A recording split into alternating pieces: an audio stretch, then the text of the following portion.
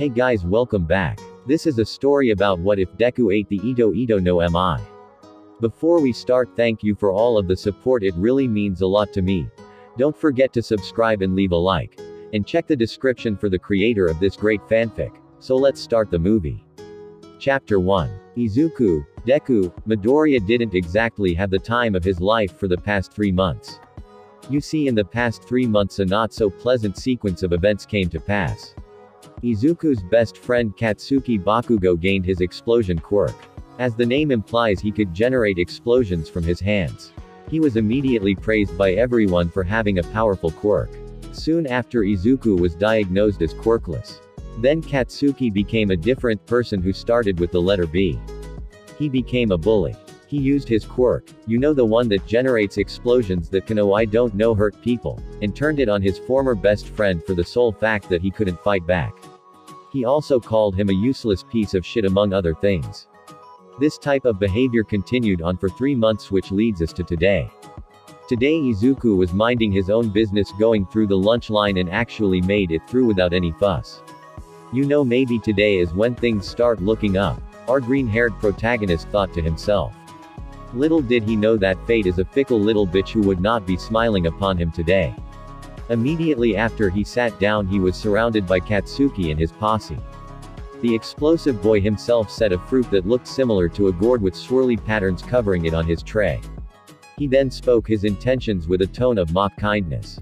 Hey there Deku. I know things have been real rough for y'all lately, so I got you a present, eat up buddy. That last word was spoken with undeniable venom, promising punishment if the request was refused. Izuku, however, while smarter than the average bear, was too young and inexperienced to pick up on such subtleties. Oh, I really appreciate it, Kachan, but IW wasn't feeling too hungry today, so I only got a small lunch. The explosive blonde took exception to this and did what any sane person would do. He forced the fruit down his ex-friend's throat and verbally flamed him. Listen here Deku, you quirkless piece of shit, you don't get to turn down my commands, you hear that? He said as the green-haired boy in question was coughing after being force-fed the weird fruit. He then did the responsible thing and set of an explosion in his face. Everyone watched the spectacle and saw the young boy on the ground crying. But no one did anything, it wasn't their problem after all. The rest of the day continued similarly.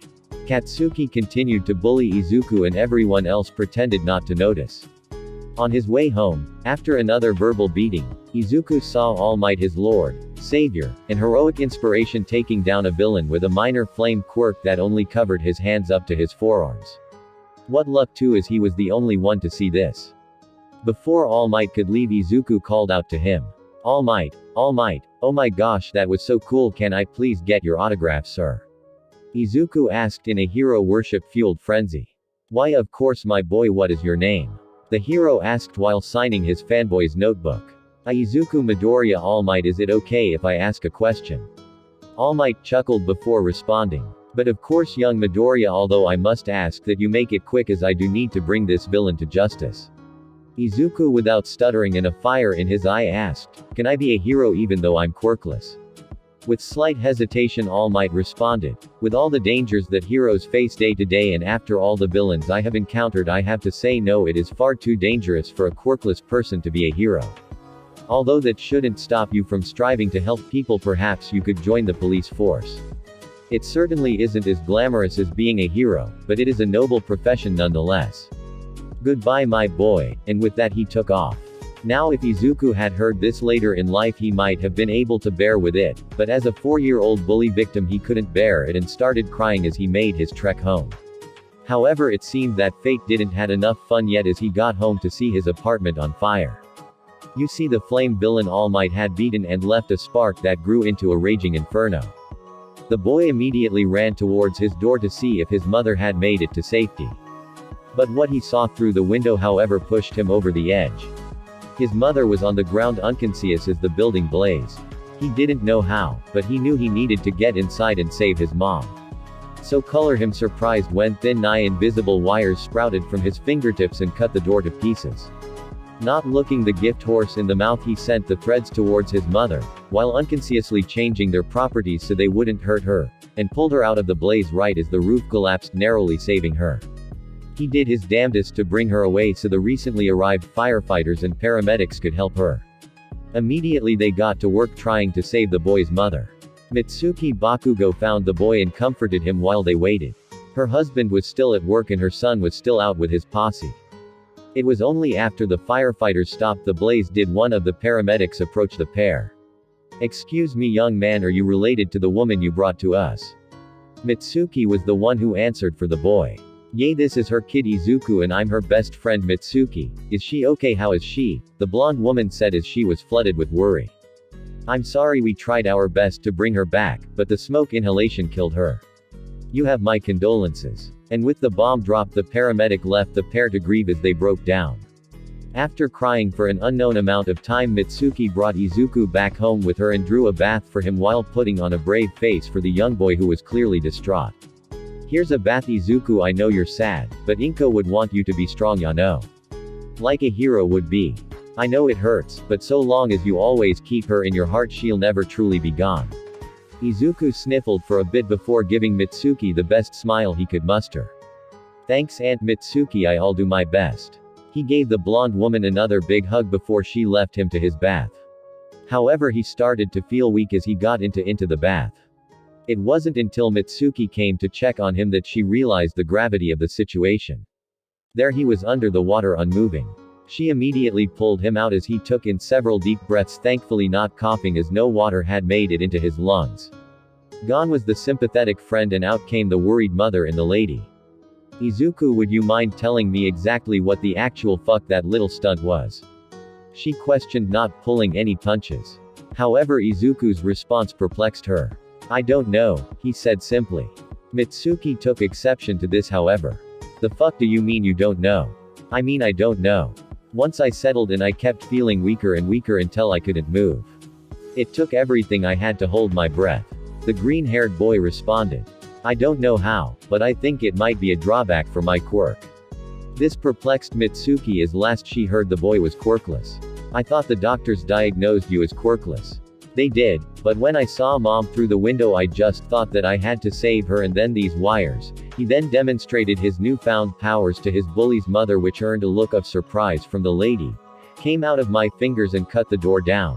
But when they wrapped around my mother they didn't hurt her at all, which means that I may have unconsciously changed the properties, which means," and he just mumbled the rest while they walked to the living room and he put on some clothes. It was at this moment that fate decided that 3 times wasn't enough. Fate decided that it needed to piss in Izuku's cereal 4 times today. Because just then Katsuki came home, and once the bath situation was explained, the explosive boy had a field day. Izuku, however, wasn't having it today, and, with a feat of strength that surprised everyone who saw it, Izuku decked Katsuki right in the jaw, knocking him to the ground before running out of the house to God knows where. It was at this point in time that Mitsuki went off on the piece of human shit she had the displeasure of calling her child and explained everything that had happened. "Aunt Inko is dead," the boy said with tears in his eyes. Now don't get him wrong, he thought his ex-friend was basically a second-class citizen, but he loved the kid's mother as much as, if not more than, his own. He didn't feel bad for making fun of the fact that Deku was so useless he couldn't swim. No. He just wished he waited a day or two. After a thorough beating from his mother and a tongue lashing from his father, who received an explanation upon returning home, the Bakugo family proceeded to search for Izuku. Granted, Katsuki didn't try overly hard as he didn't particularly care for our green-haired protagonist. It wasn't until Izuku didn't come to school for a week that Katsuki realized the gravity of what he did. Not that it mattered to him. Flashing back a week and a couple hours to when Izuku bolted from the Bakugo house, he just ran, wanting nothing to do with the blonde bully he had put up with for the past 3 months.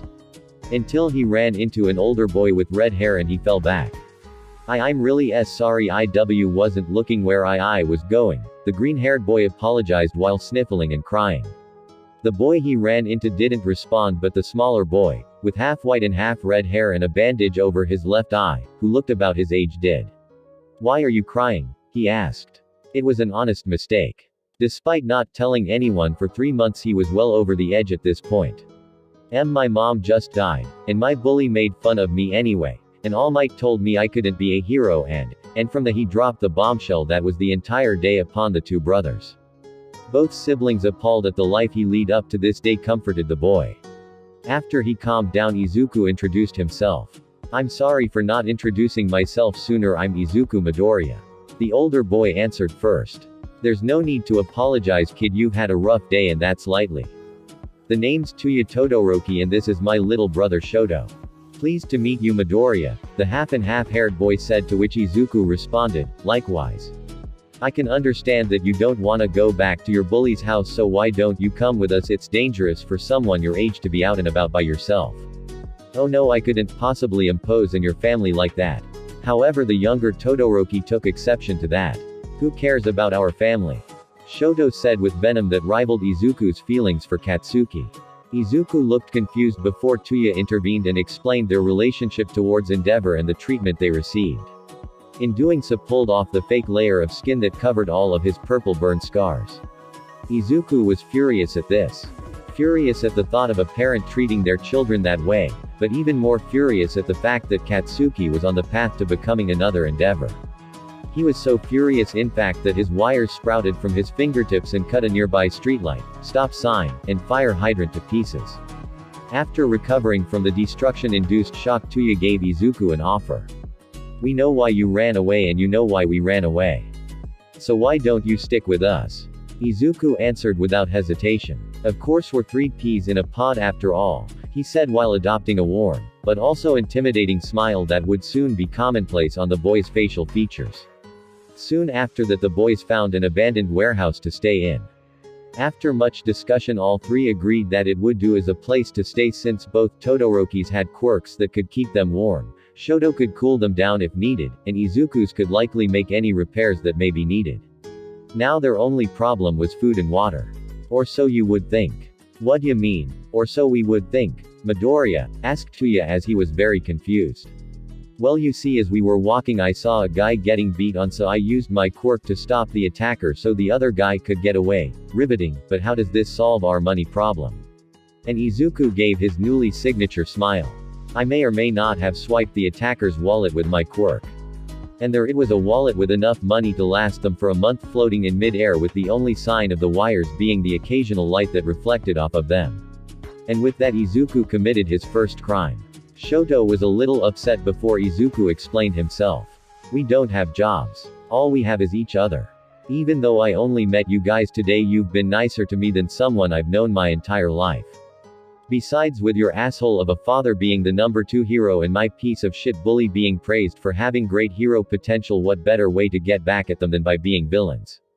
The Todoroki brothers thought about this before Tuya gave a wicked grin and Shoto gained a small smile. "We're in," they both said simultaneously. Izuku responded with his own signature grin. "Great, I'd hate to lose you guys so soon. Now for names," he said while stroking his chin. "Names? We already have those." Shoto asked confusedly. "He's talking about villain names, Shoto, the names the public will know us by. How about Dabi for me, is that good, Midoriya?" Izuku grinned once more. "Very clever, but please call me Izuku, we are family now after all. Then you can call Shoto and I by our names too." "That's a nice smile ya got, how about you be Joker?" Izuku's grin grew even wider before shouting, "I love it," and cackling like a madman. Shoto smiled at the fun his blood brother and his new green-haired brother were having. "Big bro, what about my name?" he asked, excited by the naming process. However, it was Izuku who answered. "How about Freezer Burn?" Tuya gave a look that said, "Not bad," but Shoto was overjoyed. "That sounds so cool." Izuku laughed at his new brother's excitement and Tuya smiled warmly, had the happiness his new brother brought.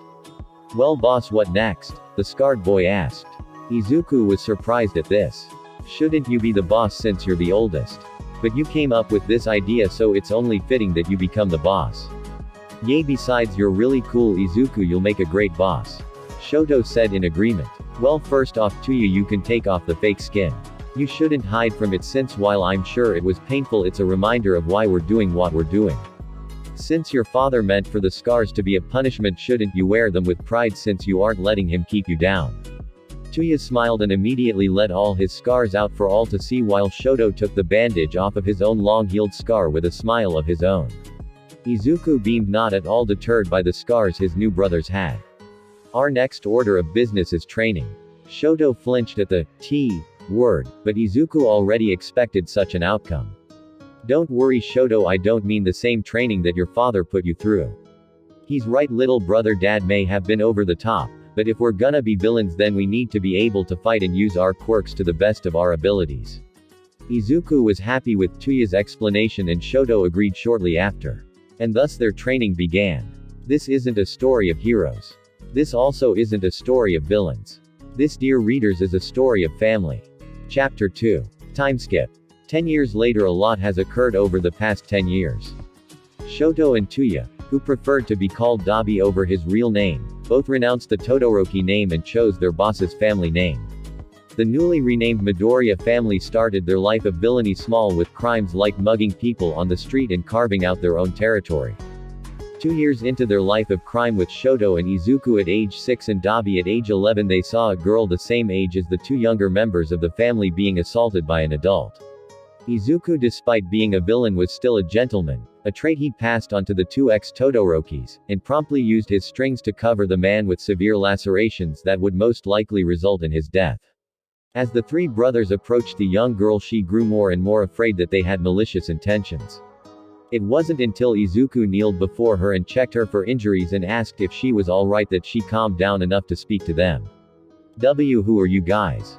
And what did you do to him? She asked, still understandably shaken up by the whole ordeal. Izuku spoke in a soft voice that didn't convey any malice and said, I'm Izuku and these are my brothers Dabi and Shoto, whilst gesturing to the two standing behind him. Dabi then spoke up in response to her second question. Izuku just gave the prick what he deserved for treating you like he did. The girl blushed a little bit while thinking how amazing it was that such a nice-looking boy did that for her. However, it also scared her. But what exactly did you do? She asked again. This time Shoto answered that Izuku used his quirk, which prompted him to show the young girl his strings and explained that he could manipulate them and change their properties. However, Izuku had his own questions. If you don't mind me asking, what is your name, miss? This elicited another blush from the girl since she was not used to anyone her age being so polite to her. My name is Yaoyorozu. Momo Yaoyorozu. Izuku then gave her his signature grin, which made Momo feel all warm and fuzzy inside. It's a pleasure to meet you, Miss Yaoyorozu. We're the Midoriya brothers. Now then, let's get you home. The green-haired boy said as he helped her up. As the brothers and the young Yaoyorozu walked, they learned a lot about each other. The Midoriya family learned that Momo came from a wealthy family, and while she enjoyed the benefits of it, her creation quirk allowed her to create whatever she wanted without needing the wealth. Being wealthy also alienated her from some of her classmates, so she usually felt alone. Momo, on the other hand, learned of their nature as villains, and while she was frightened at first, once she heard their story up until meeting her, all she could feel was sympathy for the three Midoriyas. Her sympathy remained even after she learned of their crimes and the fact that they have had to kill before. Learning of their past and present gave Momo the resolve to be their friend no matter what. Dabi and Shoto smiled at this, however Izuku had something to say about it once they made it to her house. I'm flattered, Yaoyorozu, really I am, but you have to remember that we are villains and that our lives are dangerous. Think it over for the night before committing yourself to being our friend. The only thing that prevented Momo from brushing off her green-haired savior's request was how serious he looked. I'll think it over for tonight. If you agree to meet my parents, after all, I'm sure they'd be delighted to meet my saviors. And her saviors agreed, although Izuku would be the one to tell the story as he had become a practiced liar. Momo agreed to this and to not question anything he said for fear of bringing legal trouble their way. When the two older Yaoyorozas saw three boys standing behind their daughter, they immediately requested an explanation. And Izuku obliged, with the exception that the tall middle-aged man was a young teenager and the lethal lacerations were just using his strings to throw the boy into a wall. He also left out their own backstories from the mix, but Momo's parents were too overjoyed to care as they invited the boys into their home to stay for dinner. The parents asked questions about the boys, the answers of which were all lies. Momo sported a fierce blush after her mother asked which one of the brothers was her boyfriend. I just met them, besides kissing and all that stuff you and dad do is so gross. Momo declared in response to her mother's teasing. The fact that we just met aside, I'm 5 years older than these two and they're too young to be dating anyway. Which was followed by nodding from a stoic Shoto and a slightly blushing Izuku. After dinner and hanging out with Momo, the Midoriya brothers left and gave Momo the address of a restaurant to meet at should she decide to be their friend regardless of their criminal status.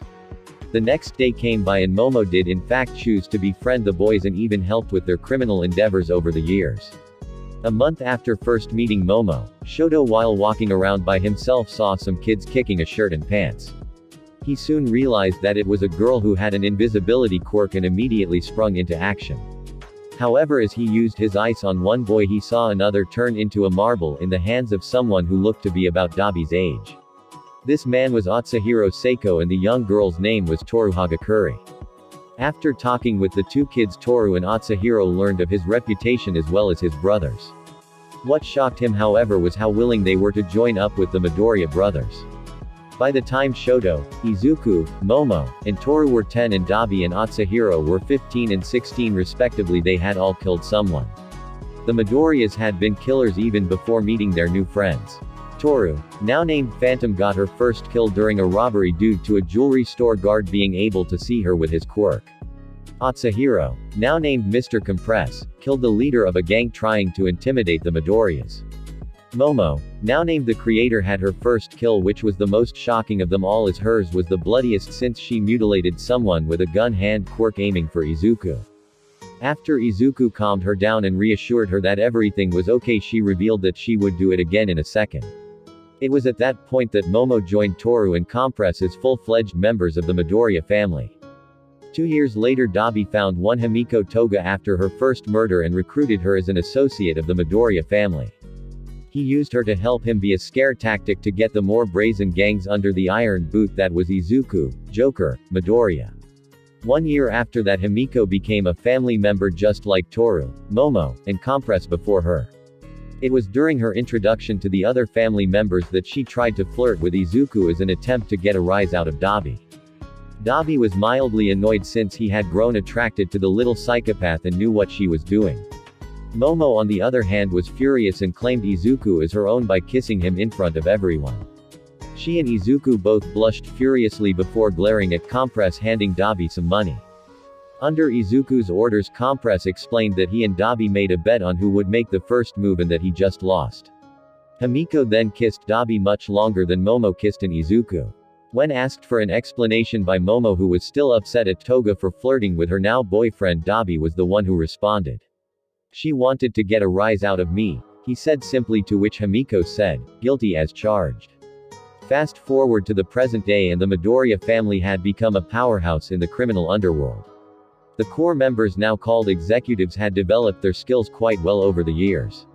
Shoto and Dabi both became capable of easily overpowering Endeavor with their flames. Shoto could cause his ice to dwarf tall buildings with little effort. Compress, who was already a skilled acrobat, became an expert at the sport. Toru's stealth and assassination skills became unmatched. Momo easily became the smartest member of the family excluding Izuku and could create anything the family could ever need. Izuku made the most improvement ability-wise, however. He had completely mastered his ability and developed several techniques. He learned that he could fire his strings like bullets, attach them to people's nervous systems to control their bodies. By manipulating them in a way that caused a lot of friction, he could creating a burning whip from his palm. He even learned that somehow he could connect his strings to the clouds themselves and use them to fly. However, his most powerful ability was his awakening. Through awakening his devil fruit, he was capable of transforming his very surroundings into strings that he could manipulate. The correct terminology was determined after Momo found a very obscure book explaining devil fruits about a year prior to the present day. Quirks aside, each executive became masters of hand-to-hand combat capable of taking on multiple people at once. Pro heroes included, with Izuku specifically bringing his strength to an inexplicably superhuman level. Today, however, the Midoriya family was on their way to a meeting with a group called the League of Villains. Or rather, the Midoriya brothers were, as Compress and Himiko were, at the warehouse that was their core base, whilst Momo and Toru were currently at UA in the hero course. Why were they there, you ask? Simple, they're spies. In fact, said spies had just passed on information that was related to the brothers' meeting. Joker, Freezer Burn, and Dabi were on their way to meet the League of Villains' own Tamura Shigaraki. Once making it to the bar that was the league's base, Izuku entered with his signature smile adorning his features while Shoto was stoic, and Dabi was disinterested. "Joker, I'm glad you made it. Are you interested in my offer?" the hand-faced villain asked. As the three stepped into the light, their appearance was more noticeable.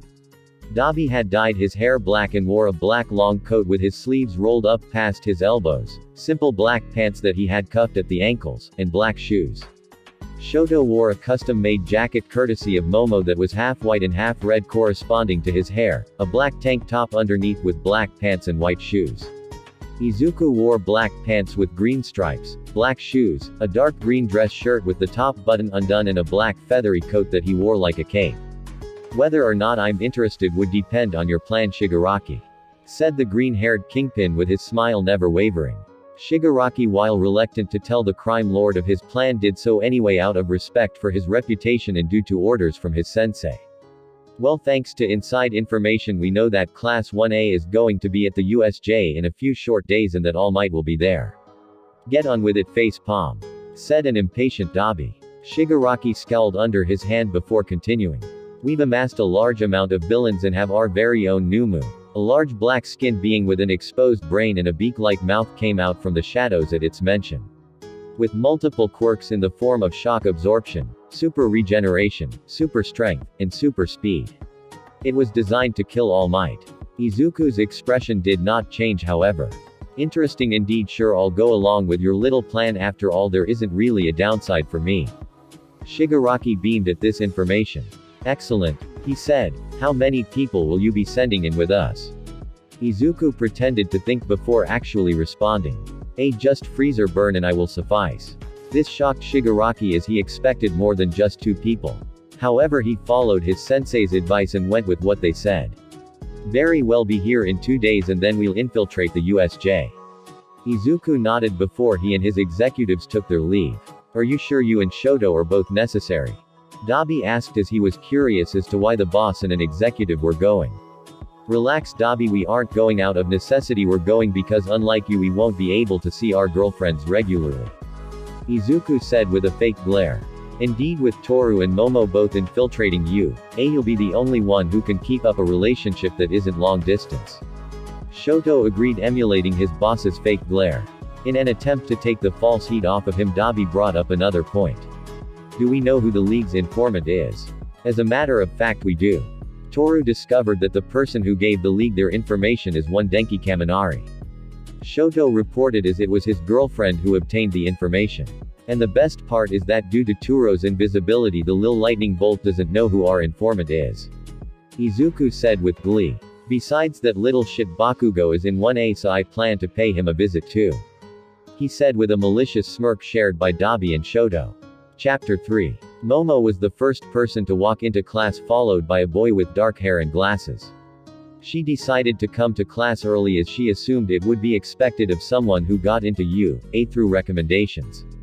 Hagakure followed in a few minutes after, followed by a few more students. After a couple more minutes, one student walked in and it filled their hearts with unbridled rage.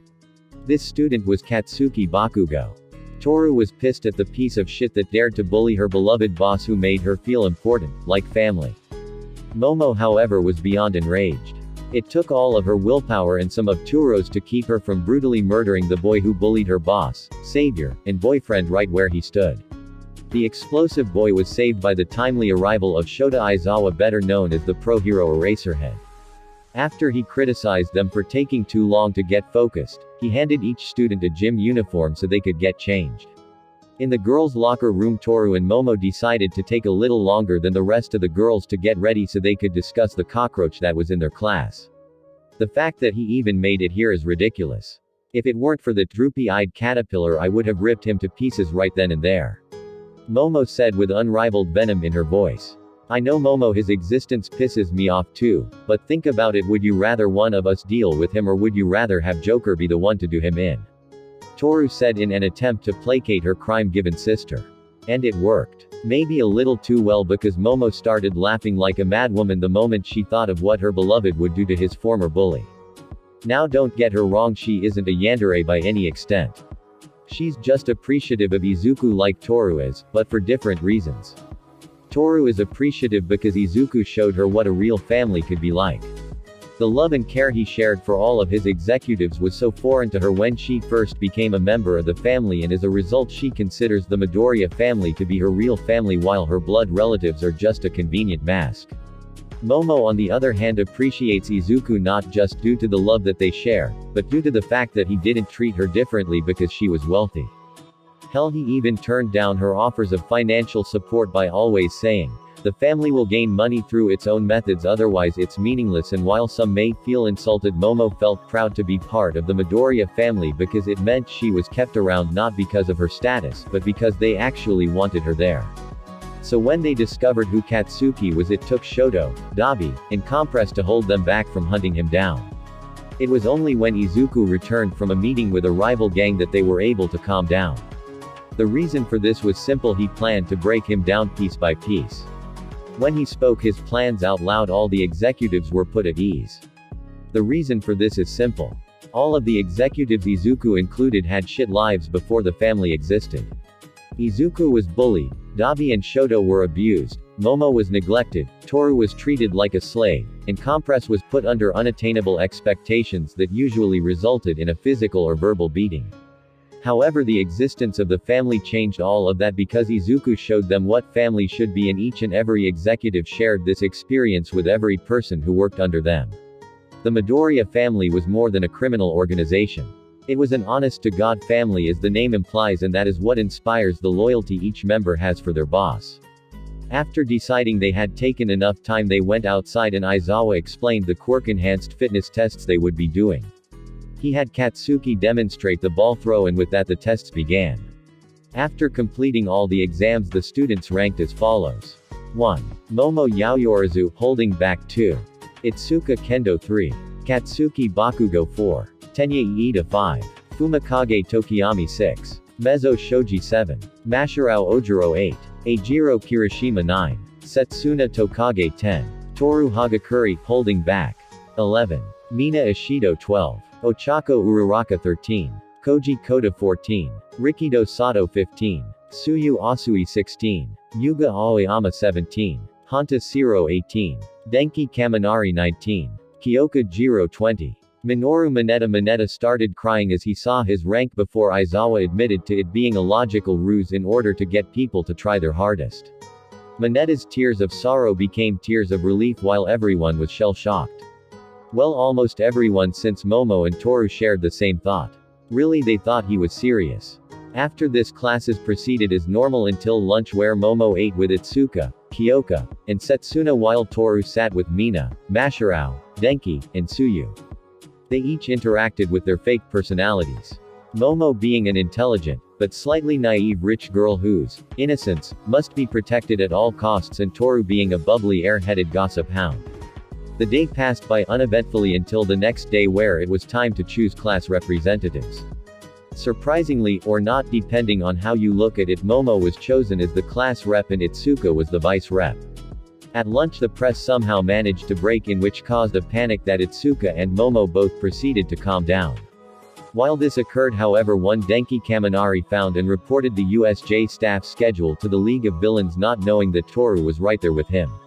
After school, Toru reported her findings to Momo, who reported them to Izuku. The next 2 days passed uneventfully until the day of the USJ trip came. As all of the students got on the bus, all of the villains, Izuku and Shoto included, began to meet up at a certain bar. The plan was about to be set in motion. Chapter 4. Momo Pav. As we got on the bus, I couldn't help but wonder what exactly Izuku had planned for the USJ. I would talk to Toru about it, but we agreed that it would be best to stick with our respective groups. So instead of discussing possible actions our family might take using the USJ information, I have to listen to a bunch of naive teenagers praise me about a false representation of my academic and athletic abilities. Toru at least gets to gossip and have fun. Despite my irritation, I put on a false smile and react humbly with things like, "Oh no, I'm no better than anyone else," or, "Everyone did their best and that's what matters," even though the first statement is a complete lie and the second doesn't matter if your best can't save you. Geez, being a criminal has made me such a cynic, although maybe that's because all of my positivity is geared towards the family. There is one student aside from Bakugo that has earned my ire however. That grape-headed little perv Mineta. If I weren't in the hero course I would have gutted him the second he looked at me with those perverted little eyes. At least Bakugo can maintain eye contact. That's not to say that I like Bakugo more than Mineta, oh no no no. There is no human being in this world that I hate more than Bakugo.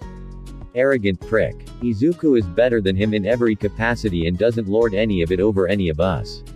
If anything it's a struggle and a half to get him to accept any kind of praise. My thoughts were disturbed however by someone lightly shaking me. It was Itsuka Kendo. Hey Yaomomo, you alright? You kinda spaced out and had a weird look on your face for a second, the orange-haired girl said. Yeah, you kinda looked a lil love-struck if I'm being honest. Tokage chimed in. Come on guys, her love life doesn't really matter, it's her business after all. Said the ever-loyal Jiro. Her response didn't surprise me honestly. It doesn't take a genius to figure out that she had a crush on me. Although I am certainly surprised that she likes me for me rather than my body. Toru has confirmed that she looks at me longingly rather than just checking me out like a certain grape. Good intentions aside however, this just caused more problems as the gossip hound that was Mina Ishido and the perverts Mineta, Kaminari, and Siro immediately rushed over to get the scoop on my love life. Yaomomo's love life, come, I gotta get in on this. Where are the details, girl? Said a pink-skinned annoyance. No, Yaoyorizu can't be taken, how can I tap that now? I'll kill you, you grape-headed midget. Face it dude, she's always kind of been out of our league. Kind of out of your league is an understatement, traitor boy. I don't think being in a certain league is the problem jamming me. The problem is that you're all perverts. The punk girl said in response. This elicited tears from all the perverts involved. My questions haven't been answered. I need answers. Who is it? Are you already dating? Is it just a crush you need to confess? Is it a boy? Is it a girl? Come on girl, I need to know. The only thing you need to know is that I'm getting very irritated right now, Pinky. Jesus Shido, have ya ever heard of a right to privacy? You have no right demanding this stuff from Yao. I appreciate your assistance Jiro, but it's fine. Some people just lack the respect to know what privacy is. Mina and the perverts cringed at this. Serves em right. If you must know, I do in fact have a boyfriend. He does not go to you, and we have been dating for 2 years with many more hopefully on the way. I had to keep from laughing out in triumph. The perverts looked dejected. Mina looked guilty. Jiro looked like she expected such a thing. Perhaps some thanks are in order. I really do appreciate your assistance Jiro. They were quite overwhelming. I said with a smile that looked like it blinded her. It's no problem Yaomomo, what are friends for, right? She said while rubbing the back of her neck. I'm surprised Hagakure wasn't trying to get in on it though. Perhaps Hagakure is capable of understanding privacy. Maybe. And with that the perverts know that I am off the market. Granted, they don't know how much hell my lovely Izuku will rain down upon them if they so much as try and hold my hand without my consent. Once that was over, the rest of the bus ride was fairly uneventful and we made it to the USJ without incident. Once we got there we were greeted by number 13 who was suspiciously without All Might. When one student asked, she said that he was busy and couldn't make it. Oh boy, the league isn't gonna like that, Toru whispered into my ear and I nodded in agreement. Izuku informed us of their plan to invade the USJ and kill All Might. They are likely to be upset that they'll be missing their shot. We followed number 13 as she explained rescues and the USJ's role as a rescue training site. However, we stopped when a portal of black mist opened and several villains came out. Hey, is this supposed to be part of the exercise? Ojiro asked worriedly. No, those are villains, Aizawa said ominously. 13 protect the students. Aizawa then proceeded to launch himself at the villains. I must say his combat technique is quite good. Any of us executives could do better, but his skill is still nothing to scoff at. After all the rank and file villains came out, the big fish decided to step out. A man dressed in black and covered with hands. Tamura Shigaraki. A large black humanoid that matched the description of the Numu. Shoto came out next, followed by the warp gate user, and finally Izuku. As soon as Izuku left the warp gate, most of us were teleported to different zones. I was in the same zone as Jiro and Kaminari. There are worse people to be stuck with, I suppose. We were rushed by the villains surrounding us and the fight began. Izuku Pav. As I stepped out of Kurogiri's warp gate, I immediately locked eyes with Momo. I must say, quite the revealing hero costume if you ask me. Eraserhead was already swatting away the hordes of villains that Shigaraki brought. Not gonna lie, it doesn't really surprise me. Over the 2 days we spent preparing, I learned that he was an amateurish manchild. He had no backup plan, he threw fits whenever things didn't go his way, and his army of villains were all trash. Yay, there was no way the family was going to ally with the League. The next person I was excited to see was good old Bakugo. He still looks as temperamental as ever. I can deal with him later though. As Kurogiri warped everyone away, I saw Momo and Kaminari go through the same portal. Well, better start looking, I guess. As I turned, I saw Shoto leaving to search for Toru as well. Needless to say, he'd have the more difficult search. Oh well. I think to myself as I use my Skyroad. Now if I was a warp gate user, where would I send a lightning user? It was then that I saw a large flash of lightning over by a rocky area. That was easy. Once I made it over there, I saw Momo, Kaminari, and a purple-haired girl with aux cords for earlobes. Well, I need them out of the picture if I want some alone time, I thought before covering them in cuts courtesy of my strings. Not enough to kill them, but enough to ensure my privacy. As they fell to the ground, Momo looked up, saw me, and immediately smiled. God, I really have it bad for this girl. I glided down to her and was immediately greeted with a passionate kiss. I missed you too, I said with my signature smile before getting multiple pecks. Less talking, more kissing, she commanded, and I happily obliged. Anytime 2 years ago or more I would have been a blushing mess. Now not so much. Once we finished, she told me about her time at UA so far. And I was laughing my ass off. Holy shit, I can't wait to see the looks on their faces when they realized that their class rep was a villain all along, ha ha ha. Momo, God bless her soul, shared my amusement and laughed with me. Then came the unpleasant part. You know you have to do to me what you did to them, she said with a soft smile. I was almost always smiling nowadays. A smile has adorned my face 90% of the time for the past 4 years. But when she said that, I scowled. I'm not happy about that. I know you aren't, but I do need to maintain my cover. You know I don't like that I have to do this. I know you don't. I love you, Izuku. I love you too, Momo. I said with a sigh as my strings coiled around her and gave her the same amount of cuts as her classmates. I caught as she fell and placed a kiss on her forehead before I flew towards the sounds of All Might and Numu clashing. Shoto Pav. After Izuku left, I immediately began my search for Toru. I found her by herself, surrounded by a small amount of villains sprawled all over the floor. They likely split from the pack. When she noticed I was there, she ran up and gave me a kiss that I immediately reciprocated. I missed ya, Havzi, she said softly as we held one another. I missed you too, Toru. I felt her smile into my neck.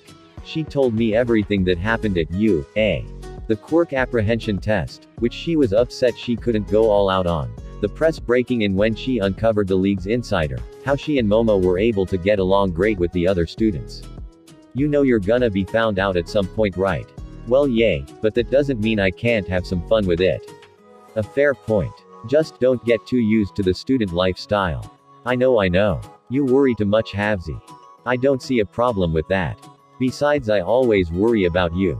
I know you do. I love you, Shoto. I love you too. I should get back now. Stay safe. I'm not the one you should be saying that to. After all, it's her classmates that should be worried. Especially Bakugo, I thought to myself as I made my way back to the main area, where I could hear what I could only assume was a power clash between Numu and All Might. Bakugo Pav, damn that fucking warp gate user. At least I was surrounded by small fry I could blow to pieces. Hey shitty hair, let's see who can stomp the most small fry. I said, since I figured why not make the most of this shitty day. I'm always down for a competition, Bakubro. One like this is especially manly. He said as he hardened himself and starting beating the ever-living fuck out of as many villains as possible. It didn't really matter, it was obvious I was gonna win. I don't know how long it took, but eventually the small fry were on the ground after a world of hurt. Surprisingly, shitty hair only lost by 5 villains.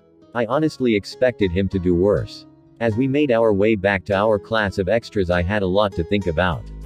Glasses escaped, so he should bring back some pros to round up all these punks. That isn't an issue. What was an issue was that the last villain to step out looked suspiciously like that shitty Deku. Which is weird because that damn nerd was declared dead 3 years ago.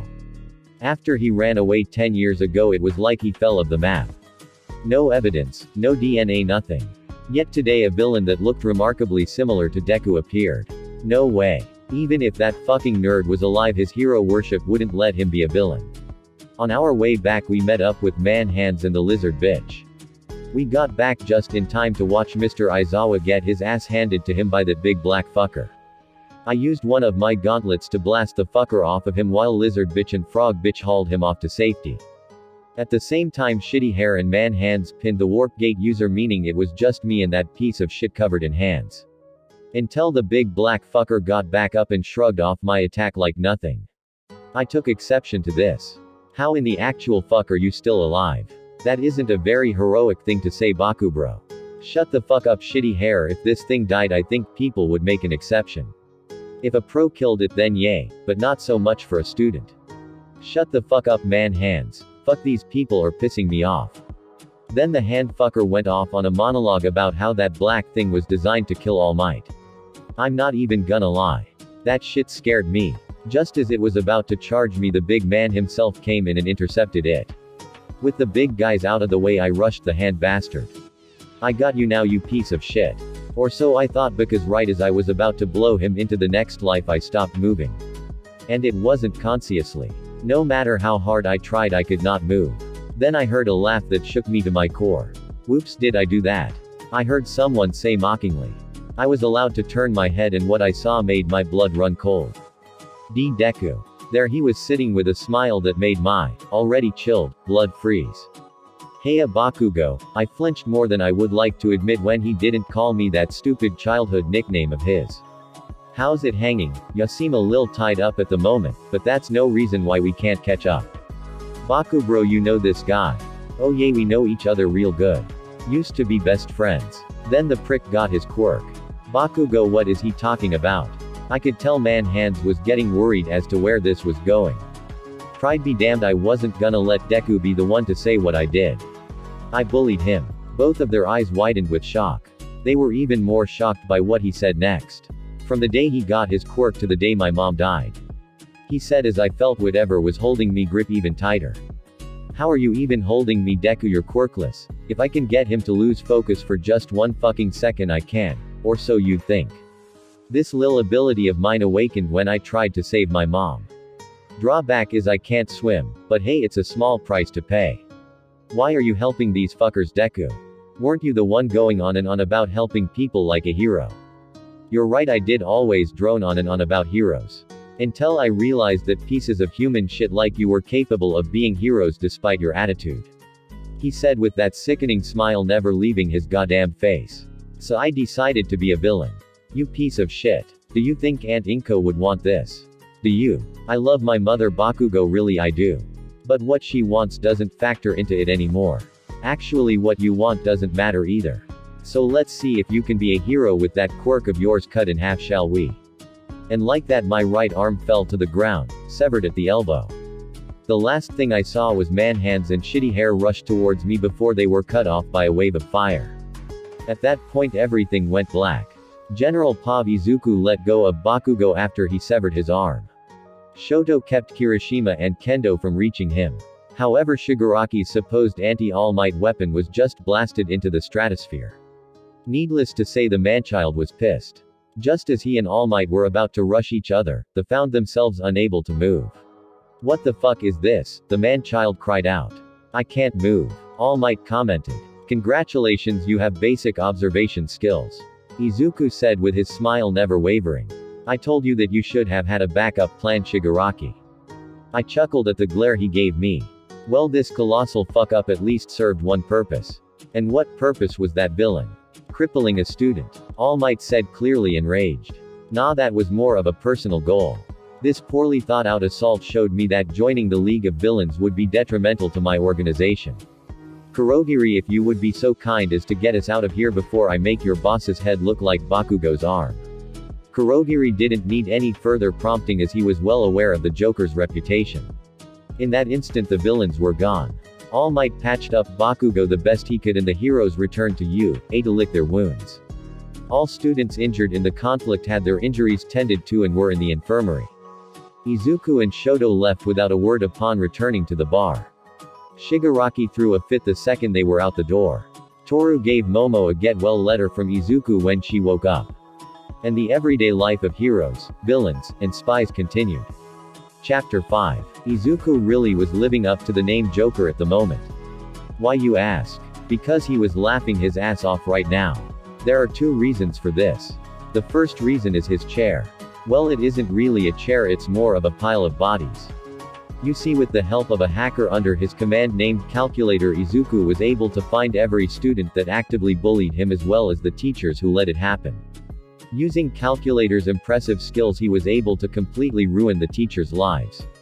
He got them fired for the things they did, created fake evidence of adultery to get their spouses to leave them if the bullying wasn't enough or if actual adultery hadn't already occurred. He got their kids to hate them, and made it so they were unable to get another job. So when they disappeared courtesy of Absalom, an invisibility quirk user who specialized in abductions, no one was really surprised. For the kids, they were also abducted by Absalom and had fake suicide notes left at their houses, and their DNA was left at areas where it was believable that their bodies would never be found. When all of these offenders were brought before Izuku, he had a field day. Every single one apologized to Izuku and begged for mercy and forgiveness. Spoiler alert, he ran out of both. They were subjected to many different types of torture, all made possible by his devil fruit. He used overheat to repeatedly burn them. He used the pentachromatic strings to whip them and cut them. He used parasite to make some of them fight to the death. He made others fight to the death willingly at the promise that he would let the winner go free, only to kill them right after. He used his strings to simulate the rack and tortured people that way. He created nooses to hang them almost to the point of unconsciousness before letting them breathe and doing it all over again. He made the strings dig under their skin to trigger their pain receptors. He ripped out their fingernails, toenails, and teeth. He showed no mercy. One by one they died under the strain of the torture they were put under until they became the pile they are now. The second reason is due to his beloved Momo. She created contact lenses that acted as recording devices so she could send a special video to Izuku, and it was the one he was watching now. Izuku expected his classmates to tear Bakugo a new one. That didn't change how amused he was. The comments were as such. Tenya Iida, a boy you bullied, became a villain that covered 3 of our classmates in severe injuries. What do you have to say for yourself? Itsuka Kendo, how the hell do you expect to be a hero if you act like that? And you still act like an entitled brat who can push around whoever he wants. Eijiro Kirishima, yay, what the actual fuck, man. I thought you just had a temper, but you're just a bully.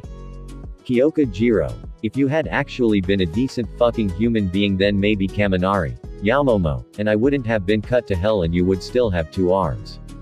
Denki Kaminari, what the hell was even your problem? You even bullied the kid when his mom died, if he's to be believed. That's all kinds of fucked up. Minoru Mineta, I might be a pervert, but I at least know when to shut up and stop. When a dude's mom dies is definitely one of those times. Mezzo Shoji, you should be ashamed of yourself. Fumikage Tokiyami, you are covered by the darkness of your sins. Yet you do not seem to care. Do you truly want to be a hero? Tsuyu Asui, with a best friend, like you, no wonder he became a villain ribbit. Mashirao Ojiro, I never liked you to begin with. To find out that you bullied a kid who worshipped heroes to the point that he became a villain makes me despise you. Setsuna Tokage, I gotta repeat what Iida said on the first day, are you sure you're in the right place? It's beginning to seem like you don't belong here. Rikido Sato, and all because he was quirkless. What's even wrong with that? If anything, the people who continue to push on despite being quirkless deserve praise way more than an entitled bully like you. Yuga Aoyama, while he certainly has style and flair, the transition your ugly actions forced upon him is certainly not beautiful. Koji Koda, he just shook his head in disappointment and glared at Bakugo. Hanta Siro, ya know I was willing to look past your attitude, but man, I don't think I can really do that now. You're definitely an unlikable prick. Ochako Uraraka, how can you even think to call yourself a hero? Let alone call us extras, and you have the audacity to say that you're going to be number 1. It'll never happen. Mina Ishido, you have fucking issues, dude. You should sort those out before even thinking of becoming a hero. The funniest part to him though was Bakugo's own declaration. The response he got from Momo and Toru was just icing on the cake. Katsuki Bakugo. I fucking know all of that. I know I fucked up. I know I'm the reason those three got cut up and I lost my arm. I fucking know all of it. That's why I'm gonna save him. I'm gonna bring him back to the way he was. Toru Hagakure. What makes you think you can save him? What makes you think he even wants to be saved? If he honestly wanted to be a hero, do you think he would have been able to do what he did to you, Jiro, Kaminari, and Yamomo, all with that damned smile on his face? Katsuki Bakugo. So what? You're just telling me to give up. So what if I can't be number one with my attitude? I don't care about any of that. I just want to save one fucking kid. Momo Yaoyorizu. And what makes you think he'll even listen to you? He clearly hates you. He was willing to team up with villains he called amateurs for the sole purpose of getting to you. And when he did, he effectively cut your fighting strength in half by taking off your arm. Look at what he did to Jiro, Kaminari, and I, all with a smile. Do you truly believe these are the actions of someone who deep down still wants to be a hero? Katsuki Bakugo. He's just in a fucked up place right now. I can bring him back. Shota Aizawa. Be realistic. The only thing you can do is bring him in. Do any of you even know who this kid is? Katsuki Bakugo. Of course I do, he's Izuku Midori. Shota Aizawa. He's a feared and well-known villain. No one outside of his organization knew his name until now. Everyone else always called him Joker. He's the head of his own crime family as well as an underworld powerhouse. Underground heroes like myself have been after him for several years. This shows how smart he was even as a child. He would have made a great hero, but now he's one of the most terrifying villains out there. Tenya Iida. Sir. You say he's well known, but none of us have heard of him. Eijiro Kirishima. Yeah, I've never heard of any Joker. Itsuka Kendo. He's never been on the news or anything. Shota Aizawa. That's because he's never been caught. As I said, he's the head of a crime family. That means he has underlings. I suppose it's more accurate to say he's well known amongst underground heroes like myself. Everyone who has spoken to Joker has always said the same thing. He's composed and respectful unless someone speaks badly about his executives. Tsuyu Asui. Executives ribbit. Shota Aizawa. Like the kid with the half and half hair. They're the leaders that only answer to him. An info broker from Shinjuku told me that the executives are like family to him. And with that, the video was over and Izuku was still laughing. Momo, Toru, and Eraserhead had the right idea though. There was no way in hell that he was becoming a hero. Not now, and most likely not ever. He wasn't completely evil though. He has helped heroes from time to time if it fit his own agenda. If another villain was causing him problems, he'd either cut the problem out or lead the heroes right to the problem and have them deal with it. If someone was trying to push in on his territory, he'd leave anonymous tips to have the heroes deal with it. Once he showed the video to Dabi, Shoto, Compress, and Toga, they all laughed with him. Until it got to the point where Aizawa spilled the beans and what he knew. Joker, should we do something about Eraserhead? Ooh, can I play with him? Babe, as much as I love your eccentricities, Eraserhead isn't to be taken lightly. Actually, Dabi, Eraserhead's combat skill is below our own. It would be more challenging than usual, but it's still doable. Shoto said, which eased his brother's worries. Honestly, I'm not even mad. I figured some heroes would know of us by now. Eraserhead just confirmed it. Now that we know for sure, we can make certain that no slip-ups are made. Couldn't he use his knowledge to find out our identities? That would put Momo and Toru in danger. Compress, that would be a good point if our reputation didn't precede us. Everyone knows what'll happen if they rat us out. Every boss that knows who we are is the boss because we killed the previous one for crossing us. All the info brokers have been paid off, and even if they weren't, they all value their lives. As expected of our Joker. He always thinks of everything. Toga cheered. Onto other subjects. When are you gonna find that special someone in your life, Compress? Asked a very curious Dabi. After all, if he could get a girl, Compress was more than capable. I am not currently looking at the moment. The only way it would ever work was if they were to become or already be a member of the family after all. It was at that moment that Transporter, a villain under Compress dressed like a butler, teleported into the room. Joker, a broker, came and delivered the information you asked for. He said you would know what it is. Thank you very much, Transporter. You're free to go back to what you were doing unless Compress has something for you to do. I have nothing. I am pleased with your work, transporter. But of course, boss. I'll be on my way. With that he bowed and teleported away. What did you request, Izuku? Shoto asked. This, my dear brother, is information on Class 1B of UA's hero course. I intend to see if there is someone who can be persuaded to turn to our side. Izuku had quite the amount of information to look through. It would take a while to look through all their backgrounds leading up to now after all. Momo Pov. Outwardly I was glaring. Inwardly I was laughing my ass off. The class just finished tearing into Bakugo and I found it very satisfying. I had to admit being with Izuku and the family had definitely taken a toll on my sanity. I wasn't yandere crazy, but you can't kill people without batting an eye whilst maintaining your sanity. It just isn't possible. Once that was over, the class began listening to Aizawa discuss the sports festival. I however took exception to this. Griat. Another practical event where we have to hold back. Fan-fucking-tastic. Then when I don't do well I have to act all mopey and depressed when I don't do as well as someone who made it and through recommendations should. How bothersome. Toru was probably having similar thoughts, albeit minus the ones related to recommendations, of course. Neither of us like holding back.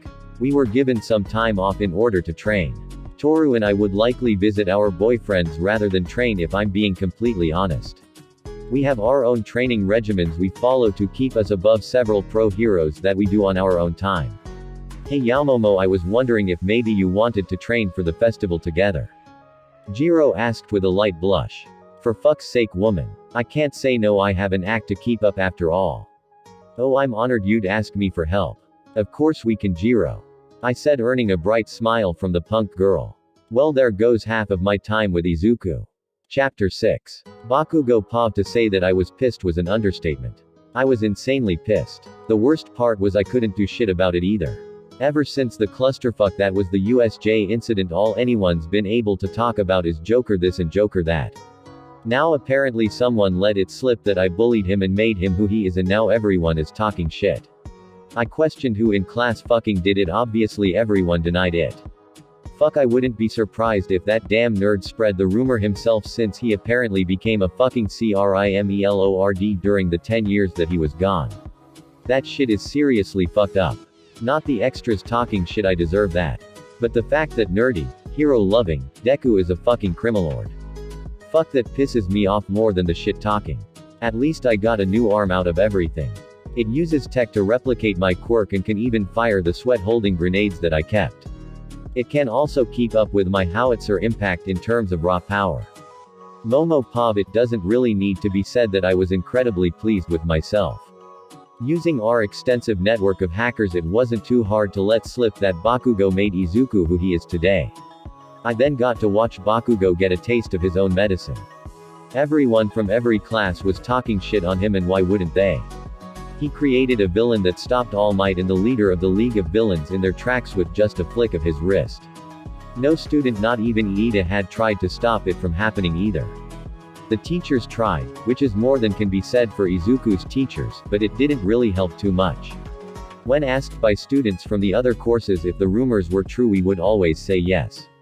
He did deserve it after all. I think it's needless to say everyone has found a target for the sports festival. Time skip after the sports festival. Momo Pov. I could not be more pleased with how the sports festival went. Iida was asked to give a speech to the student body, a task he did wonderfully. Then the chaos began. The first game was an obstacle course. Normally Bakugo would be able to breeze through this since he could basically fly using his explosions. However, his prosthesis was considered a support item and therefore unusable as he wasn't in the support course. This knocked him from being potentially first place to being more towards the middle. Next was the cavalry battle. The person who placed first, Shiozaki Ibara, a devout Christian with a vine quirk, from Class 1B, had the 10 million point banner. But despite that, everyone still went after Bakugo. This resulted in him not making it to round 3. Round 3 was a tournament. Hitoshi Shinso from the general course beat Sen Kaibara from Class 1B with his mind control quirk. Next was Shiozaki Ibara vs Kaminari. Since Ibara was able to block Kaminari's indiscriminate shock, she pulled in the victory. Ashido was able to beat Aoyama. Kirishima beat 1B's Tetsu Tetsu Tetsu Tetsu. Uraraka beat 1B's Honanuki Juzo. I beat Tokiyami using flash bombs. Iida, bless his soul, won after the support course's Hatsume Mei turned him into a living billboard and forfeited. Siro beat 1B's Yosetsu Awase. The next round had Shinso beating Siro, Iida beating Ibara, me beating Ishido, and Kirishima beating Uraraka, albeit barely. I gotta say the girl's tough. The third round pit Shinso against Iida, with Iida being the victor, while I won my battle against Kirishima. The final round had me against Iida, which I barely won whilst holding back. Iida unfortunately had to leave before the awards ceremony due to a family emergency. By using our family's network of info brokers, I discovered Iida's brother Ingenium was attacked and severely injured by the hero killer. As such, I offered to deliver the medal to him when he returned. The next day in class we picked our hero names and learned that we would get internships. Uraraka went with Gunhead, Tsuyu went with Selkie, Kirishima went with Fourth Kind, Kendo went with Uabami, Iida went with Manual, Jiro went with Death Arms, Bakugo went with Best Genist, I went with Mount Lady, and Tokiyami went with Hawks. The others really didn't matter too much since they were under third-rate heroes. Izuku Pav my oh my oh my. It seems the league has tried recruiting Stain. How do I know this, you ask? Well, when you have an information network as extensive as ours, you have a tendency to know whatever you want to know. The league's attempt to recruit Stain is the reason I am currently traveling around Hosu. I'd prefer if he stayed independent rather than teaming up with the amateur villains club. He'd be way more efficient that way. I've spent quite some time traveling around Hosu. Upwards of a week, I want to say. My luck turned for the better, it seemed, as I heard screams. As I landed on the roof nearest to the screams, I saw Stain, Glasses McDirkface from 1A, and some third-rate hero that I didn't bother to recognize. I'll kill you, and in doing so I will avenge the name Ingenium. Iida shouted. My, I heard his brother was hit by Stain, but he's being quite irrational about this. It seems I was mistaken, boy. You are just another faker in this world of heroes. For that you must die. I couldn't suppress my whistle as I was quite impressed by Stain's conviction to cleansing the world of heroes. I mean, I knew he was a fanatic, but to kill a kid who hasn't even gotten through school yet takes a special kind of crazy. A kind of crazy I can respect. My whistle seemed to have gotten everyone's attention, however, since all heads turned towards me. What? Is all that Iida said. Who's there? Stain seemed instantly on alert. I should probably calm him down. Oh, don't mind me, I'm just spectating at the moment. Stain, can you do me a solid and finish up so I can have a chat with you real quick? Who the hell are you? Another hero. This caused me to laugh like crazy. Who, me? A hero? No way, dude, not my thing. I am Joker. What are you doing here? What are your plans? Are you going to do to me what you did to Bakugo and take one of my limbs too? Ya know it's rude to interrupt people, Tenya Iida. You know my name. How? Oh, a little birdie told me. Even if they hadn't, placing second in the U.A. Sports Festival is quite impressive. A little birdie. Is Tokiyami working under you? Maybe he is, maybe he isn't. Who really knows? Oh man, messing with people like this is so much fun. Destroying the bonds of trust between comrades is such a great pastime. Trickery, thy name is Izuku. Joker. You're that villain working for the league. For the first time in this entire encounter I scowled. Then with a twitch of my finger I cut his sword in half. Stain's eyes widened with shock. The next time you so much as think of associating me with those amateurs, I'll cut you in two instead of your weapons. Do I make myself clear? Stain could only nod. And with that my smile returned. Good, now that we're clear. I was then interrupted by an attacking Numu, which everyone promptly dodged as Stain's quirk wore off. For fuck's sake, does no one have manners anymore? 3 more flying Numu proceeded to appear. That would seem to be the case. As reluctant as I am, we'll have to work together to beat them. Said Iida. Reet. So here's how we'll split it up. Stain, Glasses, third rate, you guys will take the first one. Me, I'll take the other 3. We good. We good. Let's go. I then proceeded to take to the sky before anyone could interrupt or challenge my plan. Stain Pav, does that arrogant fool really believe he can handle 3 of these monsters? Hey, what nonsense. Even with the kid and the faker helping me, we had to resort to dodging and counter-attacking as a strategy. The thing had instant regeneration too, so we were in for a long fight. Izuku Pav, I get the distinct impression someone is underestimating me. Oh well, their loss I suppose. I decided to end this quick by sending bullet strings through their heads. Which worked fine until they regenerated. Instant regeneration, huh? This might be fun after all. I then proceeded to rush forth and crack one right in its exposed brain before kicking a second one so hard its ribs had to have punctured at least one lung. I dodged the third before kneeing it in the solar plexus. I realized after this exchange how boring it was when someone couldn't fight back. Unless there was blood involved. Then it was always fun. So I started dismembering them. They recovered every time, but at least I had fun. Then I figured I should probably end it and I cut all their brains into pieces so small it was impossible to regenerate. Ah, I love being able to do that with just a few twitches of my fingers. So satisfying. Now to see how the other chumps are doing. Stain Pav, the stupid thing just wouldn't die. No matter how many times I cut it. No matter how hard the kid kicked it. Nothing we did worked. The kid and I were about to do a combo attack. Before its head got cut into little pieces. How'd that happen? Then the body fell and we saw Joker sitting on the roof, one leg crossed over the other with nigh invisible wires twirling around him and that damn smile planted on his face. At that moment I knew. This kid was a monster. Iida Pav, unbelievable, he ended a very difficult and one-sided fight in less than a second. Not only that, he took out the other three too. Just how strong is this man? Izuku Pav, oh man, I tell ya, the looks on their faces were so fucking priceless. Unfortunately the Numis drew the presence of heroes and law enforcement, so I had to make my chat with Stain quick. I'm gonna level with you, Stain. I have no issues with what you do. In fact, I applaud it. So do yourself a favor. Don't side with the League, they'll just hold you back. I see. Thanks for the advice, Joker, I'll take it. See ya around. Not so fast, do you really think I'll just let you? Iida. You wouldn't wanna lose your legs now, would you? Your brother will recover with enough physical therapy, but replacing your legs will be a whole different problem now, won't it? Make the smart choice, glasses. He reluctantly let Stain escape. With that done, I made my way back to our home base before the authorities arrived. Today was quite an eventful day. Now to see what tomorrow holds. The thought makes me giddy with excitement. Chapter 7. Monoma Pav, I can't believe it. Stealing the show at the sports festival wasn't enough. 1A also had to have an encounter with the hero killer. They just have to one-up us at everything. Can you believe those kids from 1A? Can you believe them, Shiozaki? Actually, I am just happy God spared them from the pain of losing a classmate. My vine-headed classmate replied. Really? After that four-eyed robot disrespected you during the sports festival?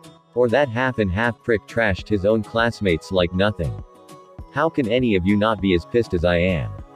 Wrath is not a sin that we future heroes should partake in, Monoma. In fact, is the one we should dabble in the least.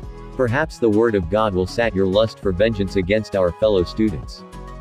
She always makes things about religion. I can't blame her though. From what I've heard, religion is all that got her past her family's passing. That is literally the only reason that I tolerate it. However, my thoughts were interrupted by a voice that would change both of our lives forever. Izuku Pav, my. If I recall, you were the one that ragged on my old bully the most during the festival's second round, weren't you, Blondie? I said as I dropped down from my sky road. I could tell they were shocked and scared, but that wasn't really my concern. It is not too late, Joker. If you hear the word of God, I am sure he will absolve you of your sins. The vine-headed girl said to me. Did they think I was here to kill them? I suppose I shouldn't be surprised considering what I did the last time I encountered multiple students. Oh well. Are you two perhaps scared of me? Why would we be scared of you? If we're going to be heroes, we'll have to face people like you. The blonde one said. Dude, quick word of advice, if you're gonna bluff someone, make sure you believe the bluff first.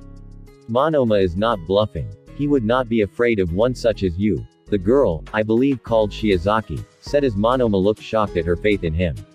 Do I smell a possible romance coming on? Oh boy, this will be such fun. Regardless, I have no intention of harming either of you today. So you can relax. Monoma Pav, my eyes widened in shock. When did Shiozaki get such faith in me? Of course I bluffed. This guy took down 1A's top dog with no effort from what I heard. I was even more shocked to hear that he wasn't going to hurt us. What was he here for then? You will not harm us. What is your purpose then, O jester coated in sin? Jesus Shiozaki really? O jester coated in sin, what if he takes offense to that? Izuku Pav. O jester coated in sin, holy shit, I had to try so hard not to laugh my ass off at that. In the end I let out a little chuckle which caught their attention. Oh well. Simple, I want you to join me.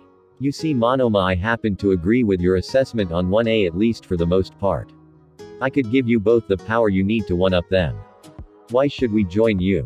We are aspiring heroes, not street thugs you can hire to do your bidding. We shall not stray from God's light. My how devout she is.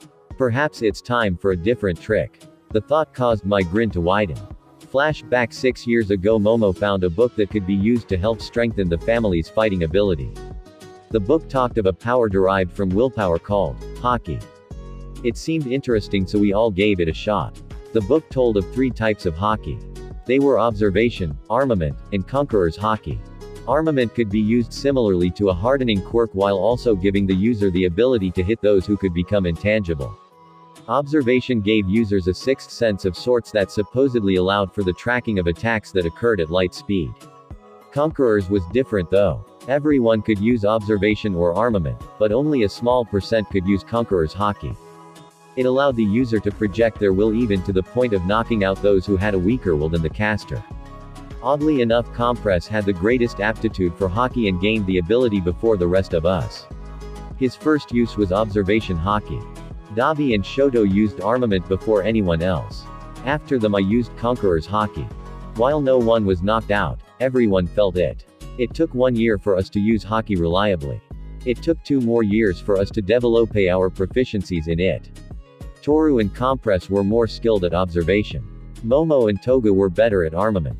Dabi and Shoto were equally skilled in both. I excelled at Conquerors. 3 years after that we had mastered our Haki. Flashback end. Shiozaki's Pav, what was this feeling? This air of superiority. I've never felt anything like it. It was more overpowering than the killing intent of that man. Is this what it feels like to be in the presence of God? It felt invigorating. It felt powerful. But it also felt kind and welcoming. What was this power he seemed to have? Monoma Pav, what the hell was this? What was this presence, this sensation, this overwhelming power? Even in the face of this power I couldn't bring myself to be afraid of him. This aura he was releasing felt warm. Like it meant us no harm. He promised power, and I believed him. Izuku Pav, I only released a small portion of Conqueror's Haki. I didn't wanna abduct them after all. I wanted them to join me by choice. Judging by how Monoma dropped to his hands and knees while Shiozaki dropped into prayer, I could tell I succeeded. You say you can give me the power to surpass those bastards from 1A if I join you. Count me in. If I can't be a hero with them around, then I'll be a villain instead and knock them off their high horse. I see it now. I apologize for my disrespect, O Great One. I devote myself to you and your cause. Please allow me to serve you as a loyal vassal should. Glad to hear it. Come on, we're gonna get started on catching you up. You are gonna need Haki if you're gonna compete with us after all. This seemed to confuse the two, but I cut them off before they could ask any questions. I'll explain what Haki is once we start your training, so hold off on any questions until then. Yay. They nodded and we were on our way. I hope Compress had as good of luck as I did. Compress Pav at the same time as Izuku's recruitment. It seems Joker was right. They betrayed their own classmate at the drop of a known phrase. How disappointing. The reason for this line of thought was because Fumikage Tokiyami was currently being chased by several police officers. Well, I suppose I should get to work. I dropped down from my perch on a telephone pole and compressed each police officer before jumping in front of Tokiyami. Whoa there boy, relax, I mean you no harm. I did deal with your would-be captors after all. I said as I showed him the beads in between my fingers. He looked behind him and sure enough they were gone just as I promised. You have my thanks, stranger from the darkness. May I ask your name? My friends call me Compress. Now why's a kid like you running from the cops anyway? I recognize you from the U.A. Sports Festival. My supposed comrades accused me of being a traitor working for the villain known as Joker. And apparently it's cause he has a bird head. The fuck kind of bullshit is that? Oh my. Joker told me that might happen. The boy went on guard at this. Perhaps I should reintroduce myself. I am Atsuhiro Seiko, better known as Mr. Compress, and an executive to the Midoriya family. Before you run or attack me, allow me to explain your situation. You see, Tenya Iida picked his internship with the intention of exacting revenge on Stain. He was clearly shocked by that last piece of information. He did what? And he dares to accuse me of villainy. Yay, the fuck is that shit? Oh, believe me, I agree. I honestly expected more from the brother of a pro hero. Joker, however, seemed to think that this would happen and sent me to keep an eye on you. How did he know I would be accused of being a traitor? Well, it's quite silly, honestly. Or at least that was what I thought. You see, Joker wanted to advise Stain against joining the League of Villains, and in doing so prevented Tenya Iida's death. When Iida asked how my boss knew his name, Joker simply responded with the phrase, "Oh, a little birdie told me, and now here we are." Iida accused me over something like that. The boy was clearly shocked by this information. Not very heroic, is it? Well, since this was our fault, Joker has some offers for you if you're willing to listen.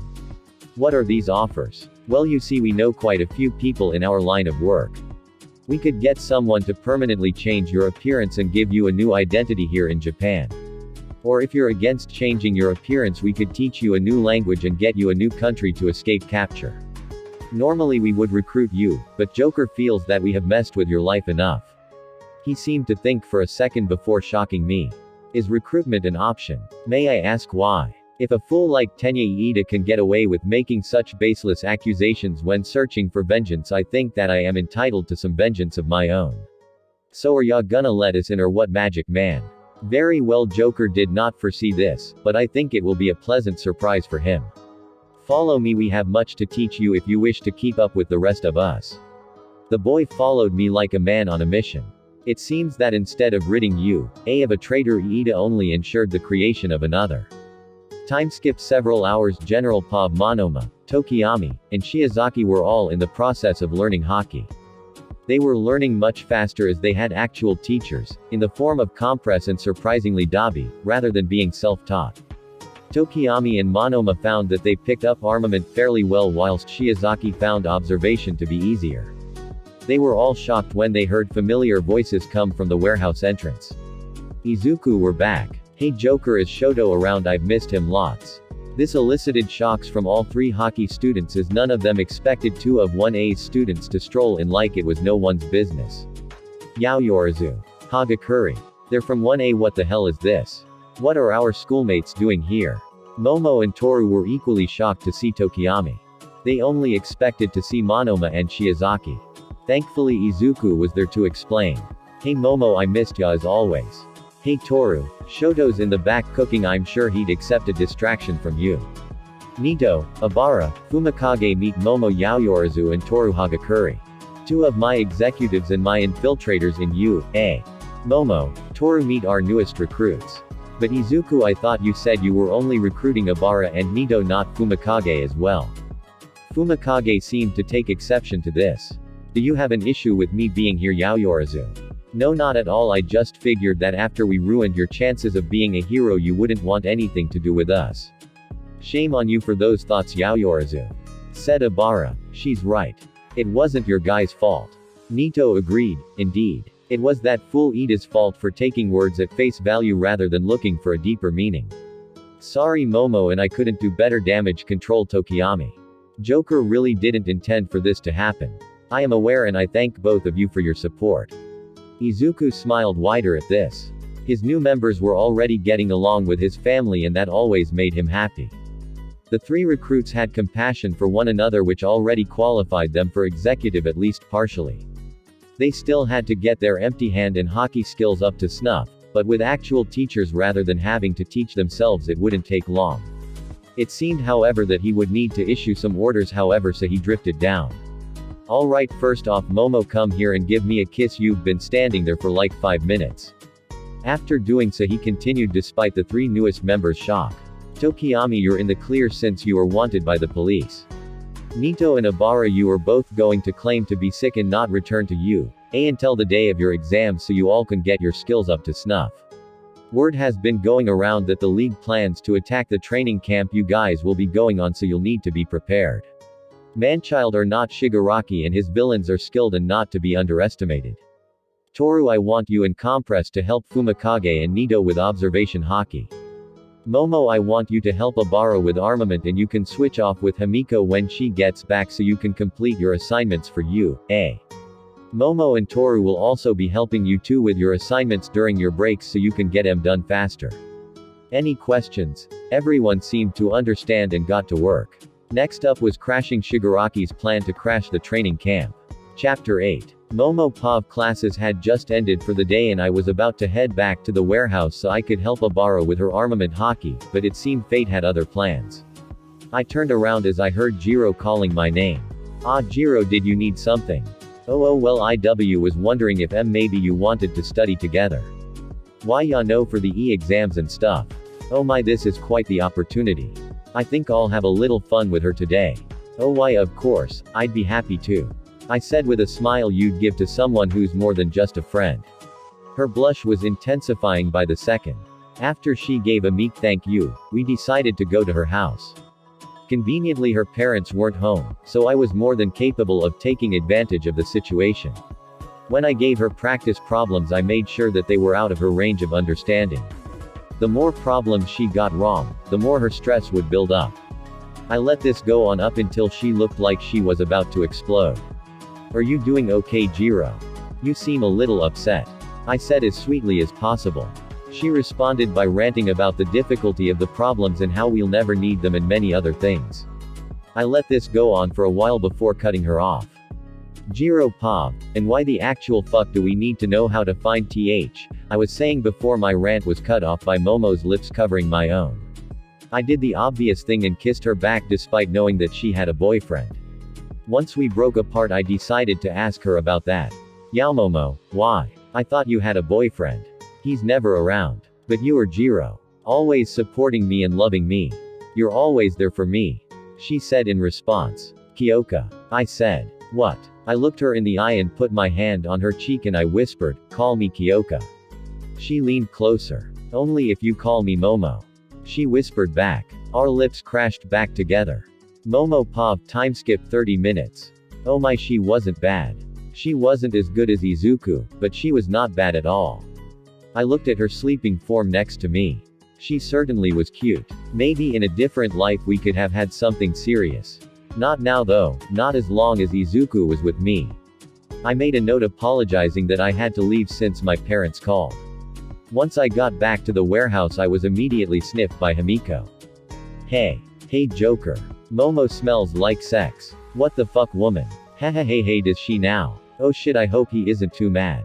The very next second he was right in front of me, his signature grin wiped off of his face. Now why would that be the case?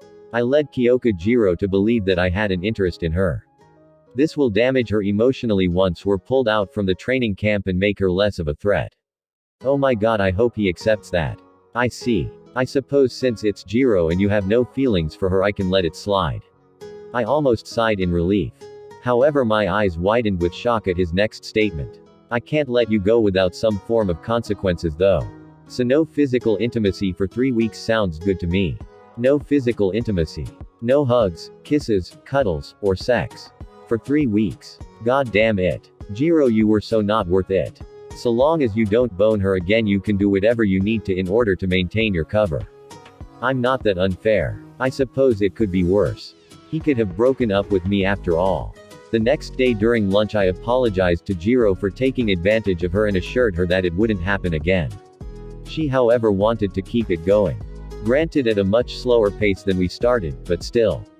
I already feel guilty because of my talk with Izuku yesterday. Now I'm going to feel guilty every time I'm with her. For someone Izuku calls the smartest executive, I'm really fucking stupid. Timeskip exam day today was the day of the exams. Every day leading up until now was a combination of studying and making out with Jiro, while I really wanted to be with Izuku. Oh well, at least I got her to agree to lay off for the training camp using the excuse of wanting to make the most of our time there. Every day after studying with Jiro I would go back to the warehouse and do anything I could to make it up to Izuku. He claimed to have gotten over it since he realized how much I regretted my mistake. That wasn't enough for me however. I would do literally everything short of physical intimacy as that has been banned for 3 weeks. However I couldn't focus on that right now. Right now I had to focus on how Kendo and I could beat Aizawa without me using Haki or going all out. The solution was simpler than you would think. Flash bombs and tear gas did the trick and allowed us to make it through the exit and pass. Not everyone passed however. Shiro, Ishido, Kirishima, Kaminari, and Sato all failed the practical. Aizawa however revealed that they would still be going to the training camp with remedial lessons stacked on top of everything. Sucks for them, doesn't it? Time skip day of the training camp. The days leading up to the training camp were for the most part uneventful. Aside from the part where Uraraka was held hostage by the man Shigaraki. Supposedly he wanted to know why people focused on Izuku and Stain more than him. Her answer was that Stain had a clear ideology whereas Izuku had a more powerful presence. She wasn't wrong either. With Izuku being able to stop a clash between Shigaraki and All Might with no effort as well as taking out 3 Numas with the same lack of effort, he had more presence than Shigaraki could compete with. Now that we were actually getting onto the bus to leave for the training camp, one was hoping to sit next to perhaps Kendo or Tokage, but it seems that Jiro will be sitting next to me. Probably so she can get in as much physical intimacy as possible before the training camp. God damn it. My only consolation is that Compress is going to pull us out after thwarting the league. So after a long bus ride of non-consensual cuddles we stopped to stretch our legs as Aizawa put it. Turns out that meant traveling through a forest of earthen monsters created by one of the pussy cats, Pixie Bob. It would have been easy if Toru and I were allowed to use Haki and go all out. But no, we have to keep our cover. I'm getting really tired of holding back and considering how many nights I've had to listen to her rant, she probably is too. After clearing the forest and acting like I was tired we had dinner, but not before Iida was punched in the shin by a very bratty child, and went to the hot springs. After an incident with Mineta trying to sneak a peek at us and being thwarted by said bratty child, the day was over. So I sent our coordinates to Compress and called it a day. The next day consisted of us pushing our quirks to the limit. I was with Sato since our quirks revolved around food. Bakugo stuck his organic hand into boiling water. Jiro used her ear jacks to hit a cliff. Ishido continuously secreted acid. Shoji had to try and find Toru. Kota had vocal exercises, and Kirishima had to let Ojiro hit him repeatedly among other types of training students had to do. At the end of the day we had to go through the test of courage. Little did everyone else know how much of a test it would be.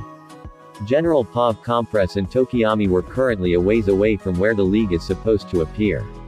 They're close enough to see them, but far enough away to not be seen themselves. Granted, with observation Haki this wasn't too difficult. Speaking which, Tokiyami was currently using his observation Haki search for Iida. My. It seems Joker was right, he's more fixated on revenge rather than following the plan. Oh well, good thing I was informed of this so I could plan around this. Needless to say, Tokiyami wouldn't become an executive anytime soon with that kind of attitude. That's neither here nor there as Tokiyami found Iida and began to make his way towards him. Compress didn't try to stop him as the boy was no longer his concern. It was at this moment that the League of Villains appeared and made their move. The villains who appeared were Mustard, Muscular, Moonfish, Magna, Kurogiri, Twice, and Shigaraki himself. Compress took this as his cue to enter the forest and to have some fun. Tokiyami Pav, I'll have to remember to thank Hagakure for helping me with my observation. It was only through Haki that I was able to find Iida. It seemed like he was moving towards another presence, but that was none of my concern. If Iida could go out searching for revenge, then so can I. Are you ready, Dark Shadow? You know it, let's pummel this guy. Once we reached him we saw him near a little kid. The kid was none of our concern though. He turned around right as we landed. Tokiyami. I don't know why you are here, but leave at once. I will not allow you to harm Kota. The child is of no interest to me, backstabber. All I'm after is you. Yay glasses, after you singled us out and accused us over something as petty as poor word choice, we've been think about getting our revenge and nothing else. Revenge. Vengeance is not becoming of a hero. If vengeance is your reasoning, then I was right to make my accusations. Vengeance is not becoming of a hero. This coming from the one who almost lost himself to the madness of vengeance when chasing after Stain. Iida's eyes widened at that. If I were to guess, I'd say he's surprised that I knew about that. Then his eyes narrowed. So you really are working with Joker? I am now. After all, you didn't give me much choice in the matter. Enough. If it is vengeance you want, you'll find it very hard to earn. We wouldn't have it any other way. General Pav Iida rushed towards Tokiyami, but to his surprise the avian boy dodged with no effort before having Dark Shadow punch him into the cliffside. This continued on for most of the fight, but what Tokiyami didn't realize was that he developed tunnel vision. All of his observation haki was focused on Iida and nowhere else. He then used armament to punch Iida's leg right as he kicked and shattered his femur. This elicited a scream from Iida and a laugh from Dark Shadow. He and Dark Shadow continued to beat on him, but his tunnel vision prevented him from sensing the giant mass of muscles that was about to crash into him. Muscular in all of his glory crashed down, killing Tokiyami instantly due to his lack of protection, and permanently damage Iida's legs beyond repair. By this point Kota had long since left, and with both teenagers incapacitated, Muscular was thoroughly disappointed. Meanwhile the class, Aizawa, and the Pussycats were dealing with other villains. The gas wasn't too much of a threat as Momo made gas masks for everyone. Despite this, everyone noticed when the gas disappeared. The reason for this was that Mustard was the most troublesome since Compress didn't have a gas mask. So he took the schoolboy out quickly before making his way towards the main crowd of people. His path was once again interrupted by a man who was covered from head to toe with only his mouth exposed. Moonfish then tried to impale Compress with his teeth, but considering Compress is an observation master, it didn't go too well. One well-placed hockey strike later and Moonfish was down for the count. Once he arrived, the showman in him decided a grand entrance was in order. So he copied something his boss liked to do. If you're gonna take inspiration, take it from the best after all. Compress Pavi sat down on a tree branch with one leg crossed over the other. It's time to do my Joker impression. My, we have quite the rowdy bunch here now, don't we? Hey, I know you. Who the hell are you? Said the villain known as Twice. You can call me Mr. Compress. I am one of the executives of the Midoriya family. I grinned under my mask as everyone's eyes widened at my declaration. Then a girl who looked like a frog asked me a surprising question. How did you get Tokiyami to work for you, Ribbit? Oh my young amphibian, that's the beauty of it. We didn't. This time the students gasped and whispered amongst themselves. Would you like to know why Tenya Iida accused Fumikage Tokiyami? My dear, the girl nodded at this. My grin widened under my mask. You see, during his internship Tenya Iida attempted to hunt down Stain in order to avenge his brother. During this sequence of events my boss appeared and addressed him by name. When asked by Iida about how he knew his name, Joker replied, a little birdie told me, and my dear students, is why Tenya Iida accused Fumikage Tokiyami. This caused looks of shame and anger to appear on the students' faces. But that accusation is baseless, Ribbit. Oh, you're telling me. When Joker told me to keep an eye on the kid, for that very reason I doubted the necessity. It turns out my boss was right. Unfortunately, it seems that young Tokiyami fell into the same pit of vengeance against Iida. I sensed his death through my observation. Truly a shame. If he would have moved past his desire for vengeance, he would have made a fine executive. Before anyone could ask what I meant, a blonde mass of muscles charged out from the trees and grabbed Bakugo before jumping over to where the villains were. They then used the warp gate user to escape. Yeesh, talk about a rushed show. Those villains have no sense of showmanship. Oh well, time to go I guess. Jiro Pav, crap, we can't let this villain escape. Especially since no one could reach Ragdoll for some reason. I was shocked to hear some very familiar voices say something they shouldn't have. You know, Compress, one could say that your sense of showmanship is your greatest weakness. However, I know you'll disagree, so we should probably just leave. Yay, can we finally leave? I'm really tired of holding back. Indeed. I too am eager to return to our Lord. Yay, honestly, with everything being said and done, I'm glad I don't have to work with these chumps from 1A anymore. I can't believe it. Momo, Hagakure, Monoma, and Shiozaki. Why are they walking so casually toward that villain? Why are they talking like they're old friends? Why? Why Momo, why are you walking towards him? Sorry Jiro, but Toru and I were Izuku's informants, not Tokiyami. Besides, he was little upset that his girlfriend slept with someone else, so I gotta make it up to him. I can't believe it. Momo is Joker's girlfriend. She and Hagakure were traitors all along. We followed Iida in forsaking Tokiyami while the real traitors were some of our most trusted classmates. I couldn't take it and I broke down crying. Kirishima Pav, What the hell, Yaomomo? Why would you betray us like this? Betray Jiro like this? You mean besides the fact that I've been part of the family for 10 years? 10 years. She's been with them from the beginning. Damn it, and Jiro's no help right now. Toru, why? I thought we had something between us. Sorry Ojiro, but I've already got a boyfriend back with the family. Don't be discouraged though, if we met before I met my sweet halvesy I probably would have dated you. Bye-bye. Monoma, Shiozaki. Explain yourselves. I heard Vlad King shout. It's simple, they gave me what I need to outshine 1A. No matter how much encouragement you give us, we'll always be on the back burner, and I just can't accept that. With Joker and his family I can reach my full potential. Joker is a man chosen by God and I will always follow God's will.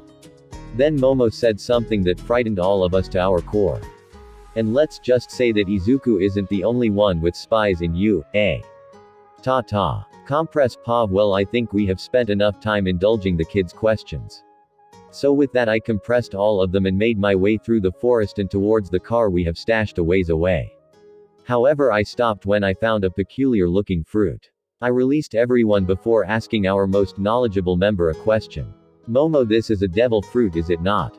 Nito and Abara gasped at my question. A devil fruit. The same fruit that gave Joker his godly power. It was Momo who responded. Yes it is. We should take it with us. Joker might have a use for it later. So with that I compressed the fruit and we made our way back to our car. We then started our drive to the city. Now that we have all of our members again, we can prepare to annihilate the League of Villains. Chapter 9. The entirety of U.A.'s first-year heroes were, for lack of a better term, fucked up. Not only did they have one of their classmates kidnapped. Not only did they accuse the wrong student of being a traitor. On top of that, 4 students were actual traitors and there was still another traitor among them. Jiro and Ojiro were hit hard by the betrayal of the ones they loved. The traitors' close friends were hit just as hard because they felt like they should have known better. The damage Iida took to his legs hurt Uraraka, since deep down she knew that even if he recovered he wouldn't be able to be a hero anymore. Tsuyu, Kota, and Shoji were all distraught over Tokoyami's death. Kaminari was nowhere to be found. Nezu, Aizawa, Vlad King and All Might were at a loss on how to deal with the betrayal of their students. Turo's parents were burnt to a crisp by their daughter's boyfriend during the training camp incident and were only found when the staff went to inform them of their daughter's betrayal.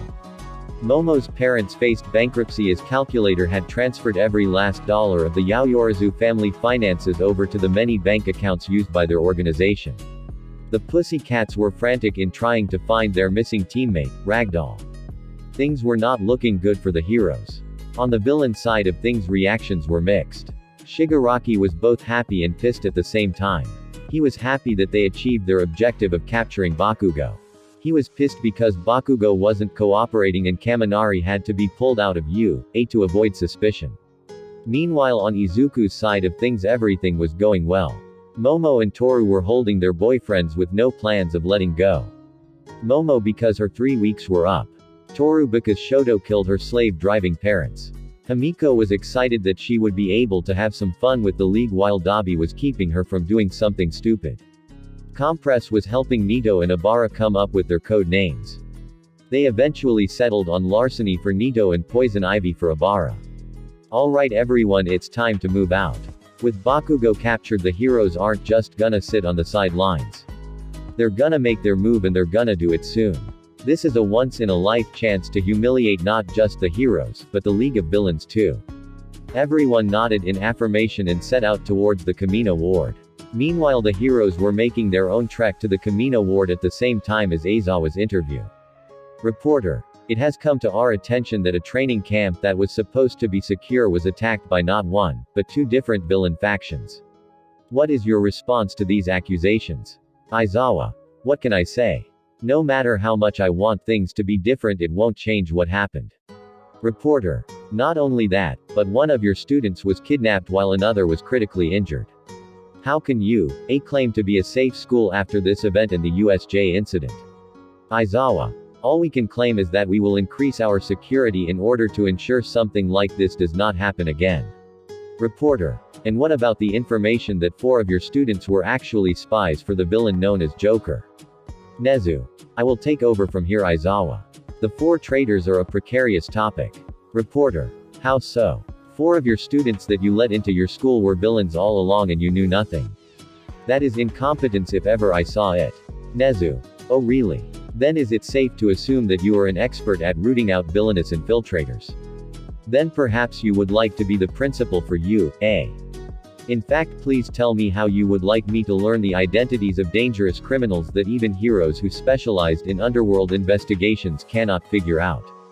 After all, until the USJ incident, no one knew any of the identities of the Midoriya family executives. While you could argue that such a fact points towards the incompetence of heroes, the fact of the matter is that these individuals are easily the most dangerous villains of this era. While their power, reach, and presence are all frightening, the truly terrifying thing is how they are able to keep information about themselves secret. Reporter. You say that their secrecy is their most fearsome quality, yet all of this information is spilling out at once. How do you explain that? Nezu. It's quite simple really. The reason we know everything that we do about the Midoriya crime family is because they allow us to know it. As this interview is going on, both heroes and executives are closing in on the League of Villains. Izuku and his executives waited back so the heroes could make their move, thus giving them the element of surprise. The heroes moved in and it seemed like they had the League in their grasp, however Izuku knew this was not the case. It was at that moment that All for One made his appearance. 5 years ago and Izuku might have been frightened. Now however he saw the older villain as someone to toy around with. Alright everyone, you know who your targets are, let's move. With that each person found their target. Dabi and Shoto stood before Endeavor. Compress was ready to face off against Muscular. Toru snuck up on Mustard. Nito cornered Kaminari. Toga went against Moonfish. Abara walked towards Magna. Momo approached both Shigaraki and Twice. Izuku sat on a building whilst staring down All for One and All Might. The battles all began right as Toru slit Mustard's throat. Nito Pav, I was so ready to throw down against this 1A punk. So I was quite irritated when he did what I least expected. I give. Kaminari said as he put his hands in the air. I'm sorry, come again. I said I give. I'm not stupid, I know when I'm outclassed. He said calmly. I took exception to that. So I rushed forward and gave him a hockey-powered punch to the jaw and knocked him out instantly. I then followed Turo's lead and started going after heroes. I decided to take a stab at edge shot. Toru Pav, after slitting the schoolboy's throat, I went after some of the heroes. The third-rate heroes fell like nothing, but a short old man that was speeding about proved to be a decent challenge. Unfortunately for him, my reaction time coupled with observation hockey let me keep up with him. You're quite fast for someone without an enhancer-type quirk, young lady. You know what they say. Practice makes perfect. I said as I left a deep cut in his side. Momo Pav taking on Shigaraki and Twice wasn't as difficult as one would expect. Shigaraki was very straightforward with his attacks, so it was laughably easy to dodge. Twice's multiple personality disorder prevented him from making the most efficient choices in combat. If he were against a normal person, his lack of predictability would have made up for that. Unfortunately for him, I am not a normal person. Hockey made things easier than they already were. I didn't bother to use observation, but armament surprisingly prevented my creations from being disintegrated by Shigaraki's quirk. Their reactions were quite funny too, if I'm being honest. Why won't you just die already? It's because she's way too tough. It's because you're way too weak. I actually did laugh at those comments, and that only served to rile them up even more. Man, I was gonna have so much fun with them. Compress Pav, my, this brute had no coordination whatsoever. He was quite the slugger, I must say, but that only made it easier for me to parry each of his attacks. Dodging was just as easy if not easier, and I switched off between parrying and dodging for the sole purpose of irritating him. Needless to say, it was working. Stop fucking running away, you goddamn piece of shit coward. Yan, you son of a bitch, I'll kill you. I can see why Joker and Momo loved toying with people. It was such a delight. After a few more minutes of this, I compressed him before crushing the marble, thus killing him. It was time for me to move on after all. Perhaps Gang Orca would make a good challenge. Himiko Pav, this guy sucked. He was so covered up that no matter how many times I cut him, I still couldn't see him bleed. His teeth were super gross too. I mean, I knew they were dangerous, but they never really posed a threat to any of us. The guy was so creepy too. All he talked about was flesh, like he was a fucking zombie. I wanted this done quickly, so I threw a hockey-infused knife into his head and picked a new target. Who, you ask? Best Genist, of course. Come on genie boy, let mama see your blood, I said as I charged him. Most people consider his Fiber Master quirk to be quite threatening, but it was nothing compared to Joker's strings. Hell, his quirk might as well be a knockoff. How distasteful of you. Not only should you learn to respect your elders, you also need a lesson in manners, young lady, he said while trying to catch me with his fibers. Too bad for him, he's way too slow. I could tell from the look on his face that he was wondering how I could avoid all of his attempts to capture me. Too bad no one's gonna explain hockey to him. I ran right past him and gave him several gashes on his arms and legs. This time I could see my prey bleed. I was gonna have so much fun with him. I licked my lips in anticipation.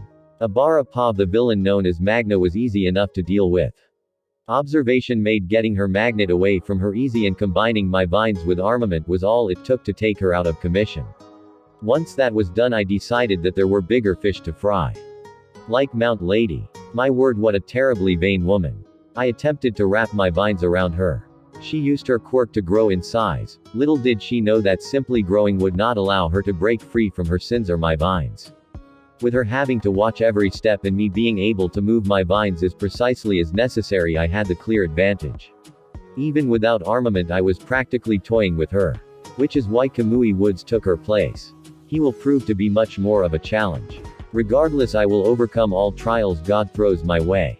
Dabi Pav, well, if it ain't dear old dad. This time the one who'll be scarred is you. You two obviously have a lot left to learn if you think you can hold a candle to me. It seems I'll have to remind you of the pecking order.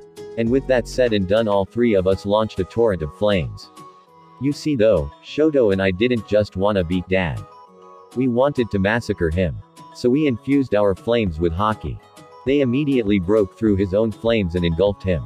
Normally his quirk allows him to be immune to flames for all intents and purposes. Unfortunately for him, his quirk doesn't account for the extra boost our flames got from hockey. The result was instantaneous. His cries of agony were music to my ears. They were probably music to Shoto's ears too, he's just too stoic to show it. He rushed out of our flames and began a counter-attack, but each and every time our flames overpowered his. Despite all of his trash talk, he never stood a chance. The moment we met Izuku that fateful day, his own fate was sealed.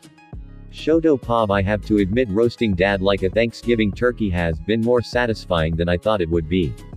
Maybe Dabi is onto something when he says burning people alive is fun. I wouldn't know, I usually use my ice since I wanted Dad to be the first victim of my flames. After this though, I might have to give it a shot. Since attacking us at range wasn't working, Dad tried to get us up close and personal. Needless to say, it didn't work. Each time he tried, we would always dodge before coating him in flames time and time again. At one point Mount Lady tried to help our damn father, but a glacier to the ribs made sure that didn't happen. At this point he was sprawled on the ground. Sadabi and I walked up to him and burnt him to death. I have to admit, I could definitely get used to the screams. It was at that moment, however, that Kamui Woods arrived to help Mount Girl. I have no idea why he thought challenging two fire users was a good idea, but the battle, if you could call it that, ended quickly. As we made our way back, we saw Himiko toying around with Best Genest, Compress dancing around Gang Orca, Toru was countering each attack Gran Torino made, Nito was having fun with Edge Shot, while Momo and Abara slapped around Shigaraki and Twice respectively. Izuku Pav, I sat on a roof and watched All Might and All for One go at it for a few minutes before I decided to step in. And by step in I mean I gave All for One a hockey-infused knee to the chest. I don't know what your circumstances are, but it seems like we are on the same side, young mid. I cut off All Might's declaration with a palm strike to his solar plexus. Now don't misunderstand my actions, All Might. If I'm being honest, I'd be more likely to team up with All for One. Why? What did I do to you? He asked as he and All for One got back in their feet. Indeed, I must admit I too am curious as to what he did. Tell me, All Might, do you remember crushing a little kid's dreams about 10 years ago? Because guess what? That little kid took your words to heart. The look on All Might's face told me that his heart dropped. You were that kid. The one who saw me catch the villain responsible for the Mustafu apartment fire. Yewilya didn't stop him fast enough to save my mom. I'm truly sorry, young Midor. This time I cut him off with a roundhouse to the chin that sent him flying into All for One. The time for talk is over, All Might. Now stand up and fight. I'll take both of you on, I said as my grin widened and hockey covered my arms and legs. The three of us clashed right after that. General Pav, everyone stopped their fights to watch the one that was currently going on. Every news station was covering it. The kids at U.A., Ketsubutsu, and Shiketsu among other schools all watched the titanic clash with awe. Even the TVs at the hospitals played it so Uraraka and Iida could watch it. Every viewer had the same thought run through their heads. This isn't a fight between men. This is a battle that will go down in history. And it was the truth. Each participant in the fight was the top fighter of their respective faction. No one else could ever possibly compete. On one side was All Might, the symbol of peace and the number one hero. Next to him was All for One, the originator of One for All and the only person who could fight All Might as an equal. And opposite to both of them was the scariest of the three.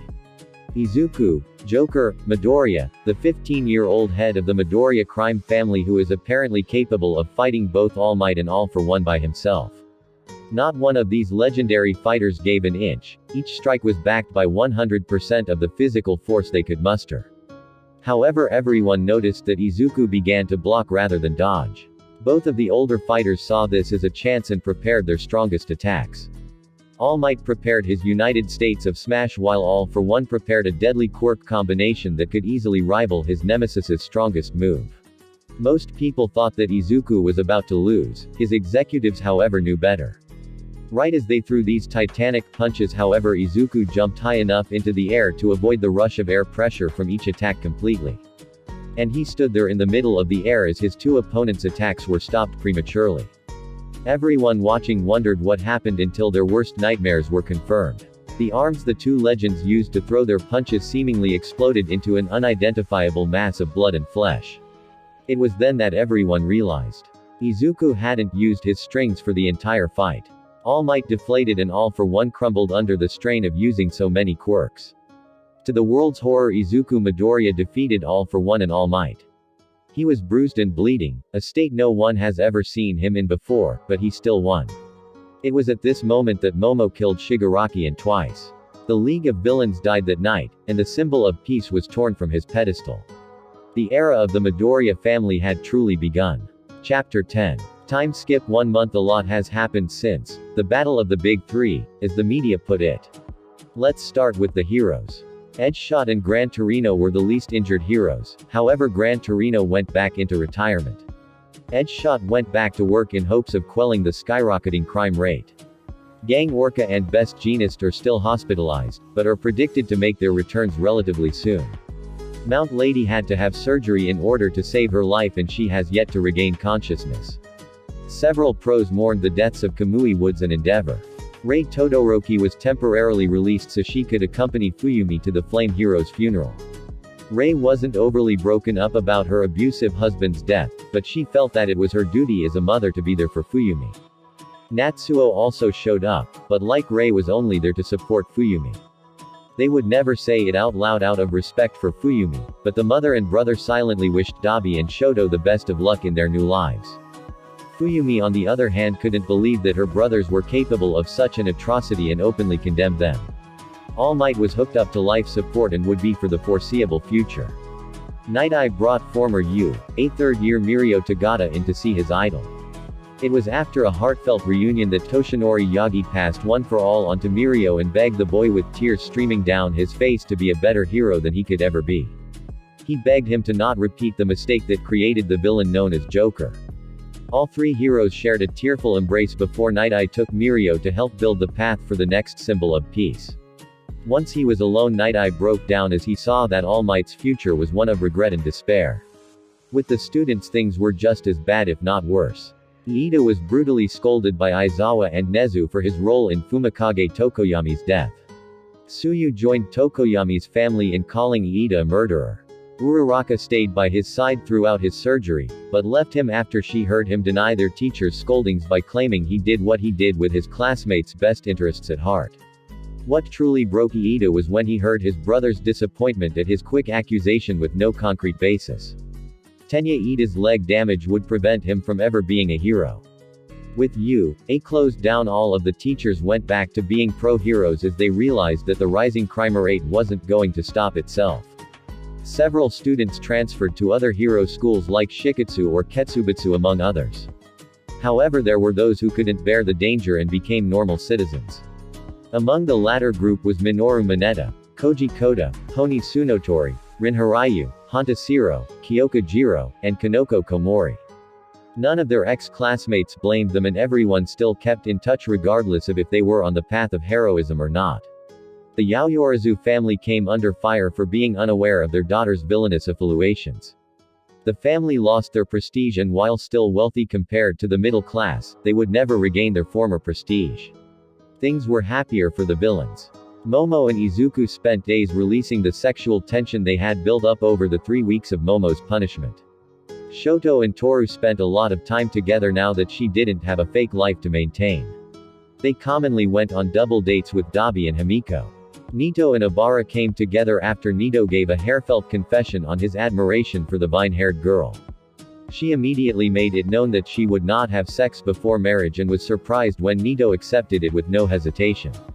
Izuku learned that one Tomoko Shiratoko, better known as the hero Ragdoll, was in a less than pleasant mood. According to his informants, her friends had spent more time trying to regain their ranking rather than comforting their now quirkless comrade. She would unwittingly vent to info brokers who would ask why she seemed down. Which was why he was currently sitting in a chair in her living room waiting for her to return to the home she shared with Mandalay's nephew Koda. Izuku Pav, I was waiting for just shy of 3 hours when I heard the door open. She walked past me and set her groceries in the kitchen before coming back to the living room and turned the light on. It was then that she saw me and immediately jumped back into a fighting stance. I figured that I should at least show that I meant no harm. So I put my hands in the air. Relax, Ms. Shiratoko. I mean no harm. Why should I trust you? After what your family did to the heroes 1 month ago. I suppose you don't really have any reason to trust me. I would still like for you to listen to what I have to say. My hands will not move from where they are. Fine. But make it quick and then leave. Of course. Before I start, may I ask how you are doing? How I'm doing? Why? It's plain to see that you're on edge. Like you're on the verge of snapping. Is it because All for One took your quirk? So what if it is? I see. You have my sincere condolences. Why do you even care? Because I know what it's like to be quirkless. Her eyes widened with shock before they narrowed with anger. How could you possibly know? You have a powerful quirk that was capable of going head to head with All Might. Is my quirklessness that much of a joke to you? It is not a joke. I said with no trace of a smile on my face. My power is not a quirk. I was diagnosed as quirkless at age 4. I had the second joint in my toe and everything. Her eyes then adopted a look of sadness as she saw how quirkless kids were treated. I decided to continue without missing a beat. One day my bully Katsuki Bakugo force-fed me a weird-looking fruit. It had an odd color and a distinct swirling pattern on it. It was incredibly bitter and tasted horrible. That same day I was able to produce the strings that made me who I am today and used them to get my mom out of our burning apartment building. Unfortunately, I wasn't fast enough to save her. But that's neither here nor there. Later that day I discovered the weakness of this weird power. A friend of my mom took me in and let me take a bath. Unfortunately, with each second I was submerged, my power was sapped away until I almost drowned, unable to even lift a finger. Where are you going with this? Why tell me any of this? Because, Tomoko Shiratoko, quirks aren't the only ways to obtain powers. You see, several years later my family discovered a book that revealed the origin of my power. The fruit I was force-fed was called a devil fruit. These fruits give the one who consumes them a certain ability in exchange for their ability to swim. Tomoko laughed at my claim. I can't really blame her, it did sound ridiculous. Good story, Joker, but get to the point. Very well. Look to the table to my left and tell me what you see. A fruit. Take a closer look to it. As she got closer her eyes widened. A fruit with an odd coloration and a swirl pattern. You weren't joking. You ate a fruit and got a quirk from it. Precisely. You see, I'm quite aware of your former team's neglectful behavior. And to be quite frank, it sickens me. For the umpteenth time that day I could see shock written all over the older woman's face. My guess was that she never expected a villain to sympathize with her. You see, the media describes me as a heartless monster because I dethroned the symbol of peace. However, I am not feared because I am heartless. I am feared because I have a heart. My executives are all family to me. I would cross through hell itself if it meant protecting them. Sure, I have money, power, and a strong ability, but it's my family that keeps me going. So to see your teammates leave you in the dust fills me with sadness. I guess my face conveyed my sadness because I could see the tears welling up in her eyes. The reason I'm here is because I would like to ask you to join me. I would like to extend the offer of a family that will go through the armies of heaven and earth for one another. My offer isn't one of a new ability, as I plan on leaving this devil fruit with you regardless of whether or not you join me. My offer is one of unconditional love and care. With that said and done, the older woman fell to her knees and let her tears fall. I walked over to her and made a motion with my hand as Compress came out from his hiding spot. We both knelt near her and wrapped her in a hug that she reciprocated. Tomoko Pav, I can't believe it. This kid, this murderer, this villain understood me when my own sisters didn't. He was here comforting me while they were worried about their fame. I felt a multitude of emotions. Anger at my teammates, sadness for myself and my situation, and gratitude towards the two men currently holding me and whispering sweet nothings into my ears. Except I managed to choke out through my tears. Joker let me go to grab the power-granting fruit while the one known as Mr. Compress maintained his hold on me. Joker used his strings to cut off a piece of the fruit and handed it to me. Don't I need to eat the whole thing? According to the book we found, the amount eaten doesn't really matter. Compress answered. I took their word for it and ate it. Joker was right, it tasted horrible. Sniffle, so how do I activate this new power mine? Joker gave me a deadpan face and a shocking answer. Hell if I know. What do you mean, hell if I know? Didn't you eat one? I said angrily, I did. There are two reasons why I don't know. First, I used it to save my mom in a moment of desperation. So my first use of my ability was instinctual. The second reason is that devil fruits come under 3 types. Paramesha types, zone types, and Logia types. Each type works differently, and that's not taking into account the differences between each individual fruit. He made a good point. I was considering how to possibly discover my ability when I heard a voice come from behind me. Thank you, Mr. Joker. Koda, what are you doing awake? I heard you talking to someone, so I came by to see who it was, and I heard Mr. Joker offering you the happiness you deserve. Even though people say he's a villain, if he can give my Aunt Tomoko the happiness everyone else should give her, then I can't bring myself to hate him. I hate heroes, but I can't hate this man who is saving you, Auntie. Oh Koda, I'm so sorry that I'm leaving you. I cried out as I hugged him. It's okay, Auntie, you deserve the happiness these people can offer you. Joker, you better protect Aunt Tomoko, you understand me? It is as I said. We would cross hell itself to protect one of our family. And Tomoko is family now. He said with a confident smile. Indeed, young man. I remember a time several years ago a gang that was by all means more powerful than us at the time captured Momo and Toru. Joker mobilized the entire family without hesitation in order to get them back. Logically speaking, it was a horrible idea and the odds were stacked against us. He didn't care though. Getting those two back was more important to him than victory, and we all knew it. That is why we follow him. Because no matter what, we matter to him. I smiled as Compress told his story. I could see Joker no Izuku beaming with pride as Compress spoke about him. I would be proud too if my family had that much faith in me. Koda on the other hand was awed. Really? You did that? Izuku knelt before him and said, of course kiddo. Family is important after all. And with that I knew I was making the right choice. I let Koda talk to the two villains some more while I packed my things. I gave him a kiss on the head and sent him to bed right before I left and walked towards my new life. General Pav, the next day when Koda was asked where Tomoko was by Madelay, the boy only said one thing. She's with people who care more about her rather than fame. He would never betray his Aunt Tomoko by saying more and ignored any other questions on the matter. No matter how hard the 3 cat-themed heroes tried, they couldn't find their ex-partner. Izuku Pav 1 week later. I decided that Katsuki needed a reminder that I hadn't forgotten him since I let him return to the heroes 1 month ago.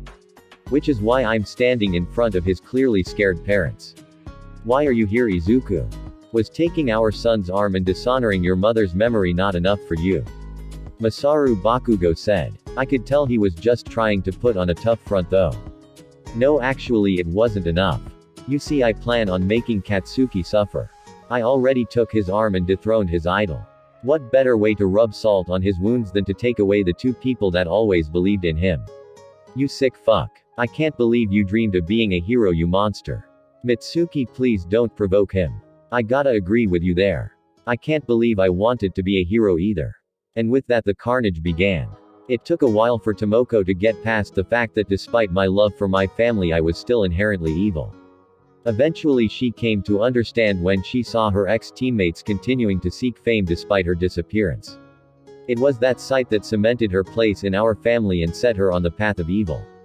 Back to the present, however, the Bakugo household was now a crimson disaster zone.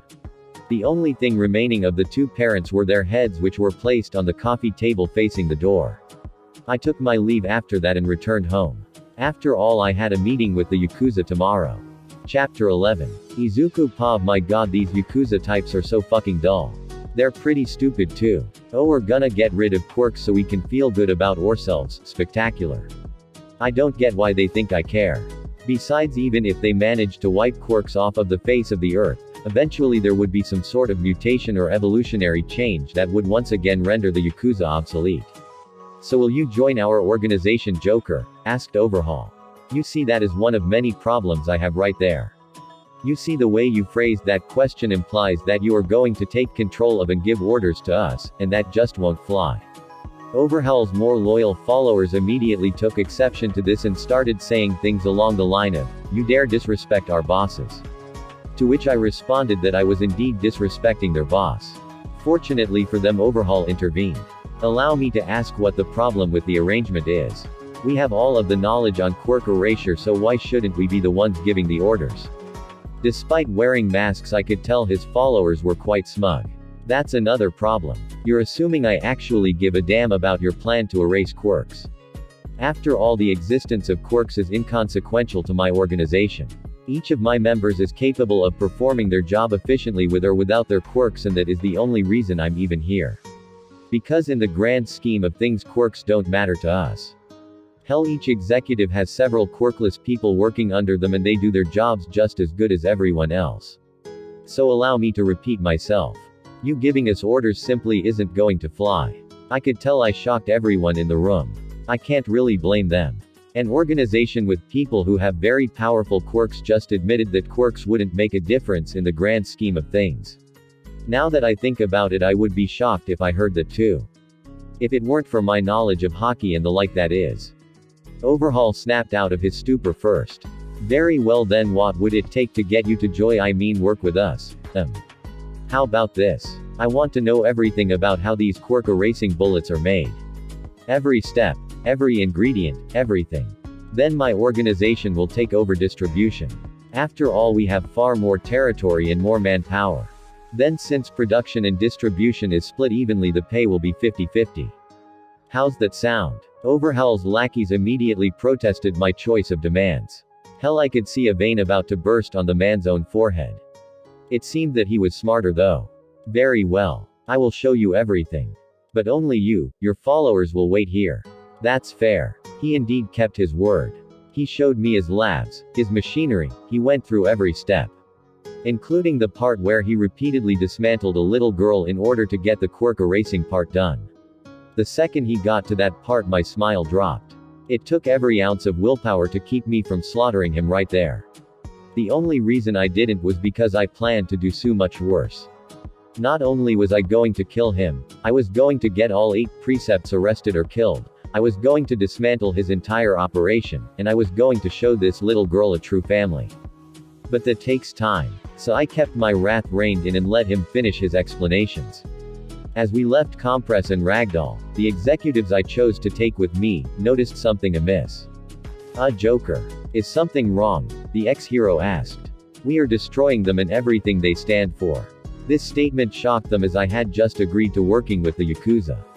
Their shock turned into rage when I explained the little girl and her role. I sent Compress and Ragdoll back to the warehouse to let the others know the plan.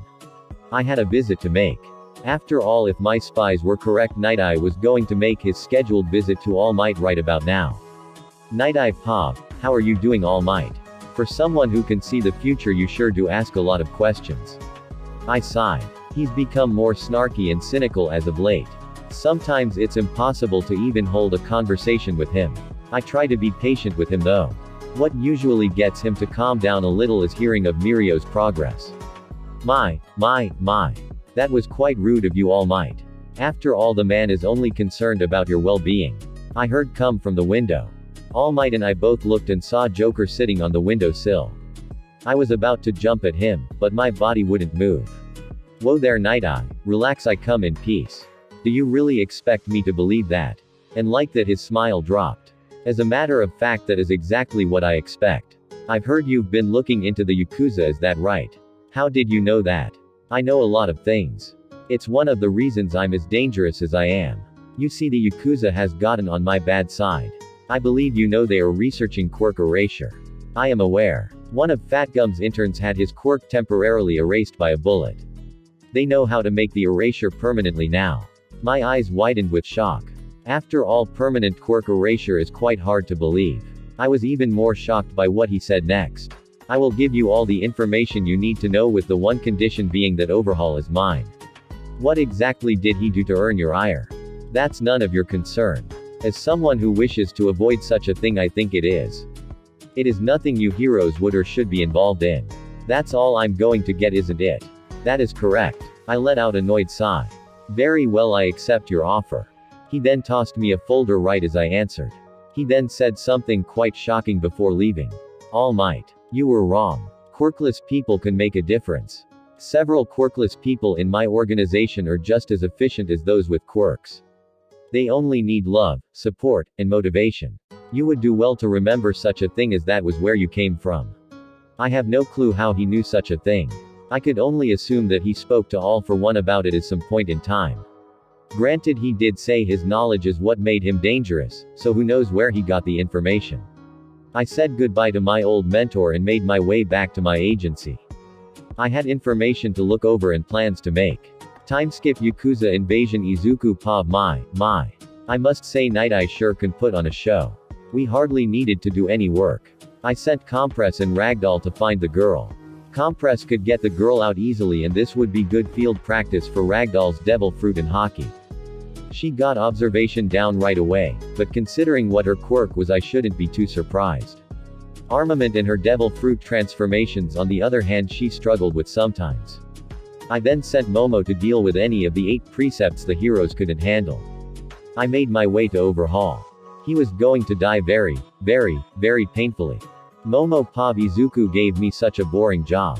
For the most part, the heroes didn't need any of my intervention.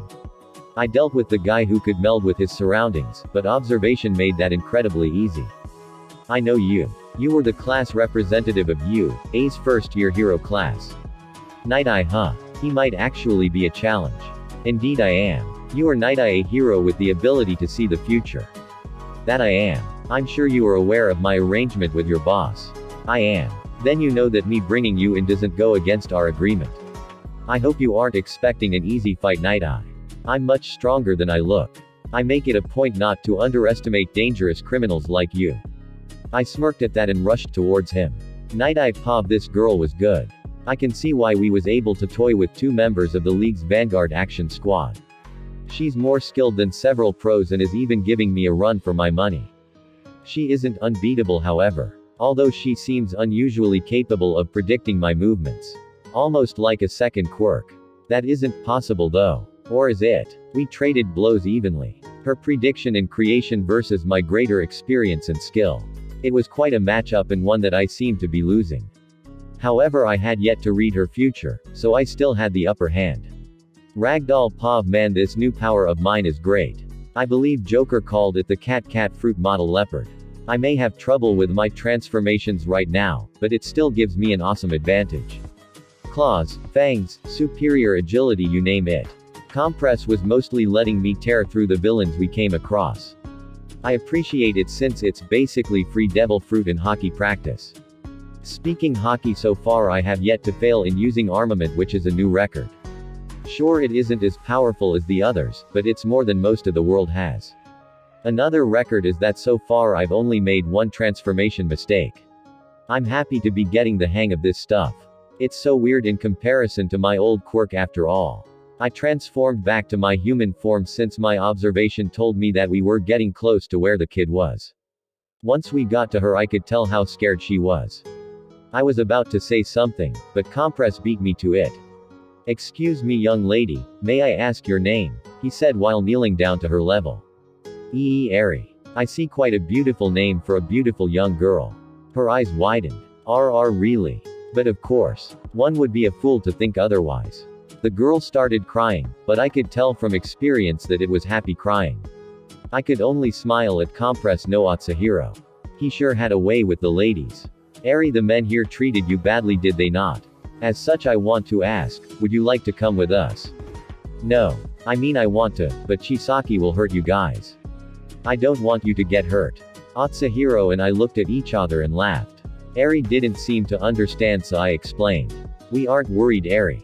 You see, our boss is on his way to deal with Chisaki right now. You've probably seen him before. He's the guy with the green shirt and the black feathers on his back.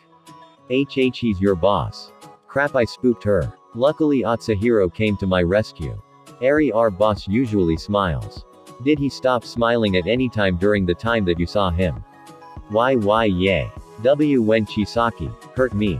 You see, the reason for that was that Chisaki upset our boss by hurting you. Really? You see, our boss is rarely without a smile on his face.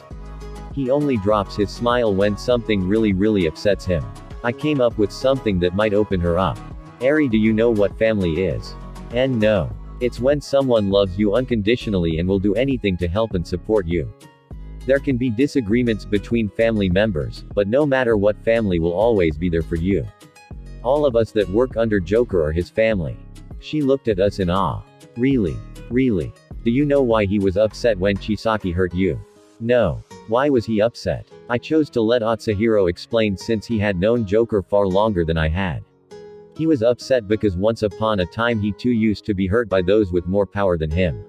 So when he saw you get hurt, it was then that he saw himself in you. He saw someone with no family, getting hurt for the whims of someone stronger. At that moment he decided that he would be your family so you would never be hurt again. She started crying again. This time Atsu and I both hugged her and comforted her the same way he and Joker comforted me not that long ago. This man truly had a way with words. Eri then looked up and saw some thugs running towards us and got our attention. I was about to take them out when Atsu put his coat over Eri and began to calmly walk towards them. Lady, you have to help him, he'll get hurt. I just laughed. Don't worry about Atsu. He's one of the strongest people I know. It was at that moment that he began to attack and compress the gangsters with the grace of an experienced acrobat and the flair of a magician. He was putting on a show for Eri. Wooa, was all the young girl could say. With that done, I picked her up with Atsu's coat still wrapped around her and we walked off. Izuku Pav, why? Why are you in my way and not taking out the heroes? Because the heroes and I share a common enemy. You. After all, I didn't take too kindly to what you were doing to that girl. Her quirk kills people. I turned it into something that would grant equality to all. Blah, blah, blah. I heard you spew your bullshit once already, I don't need to hear it a second time. This seemed to set him off since he rushed at me right as I said those words. Unfortunately for him, I was still quite pissed. He was forced to jump back as string erupted from the floor and almost impaled him. What's this? I thought you could only produce strings from your body.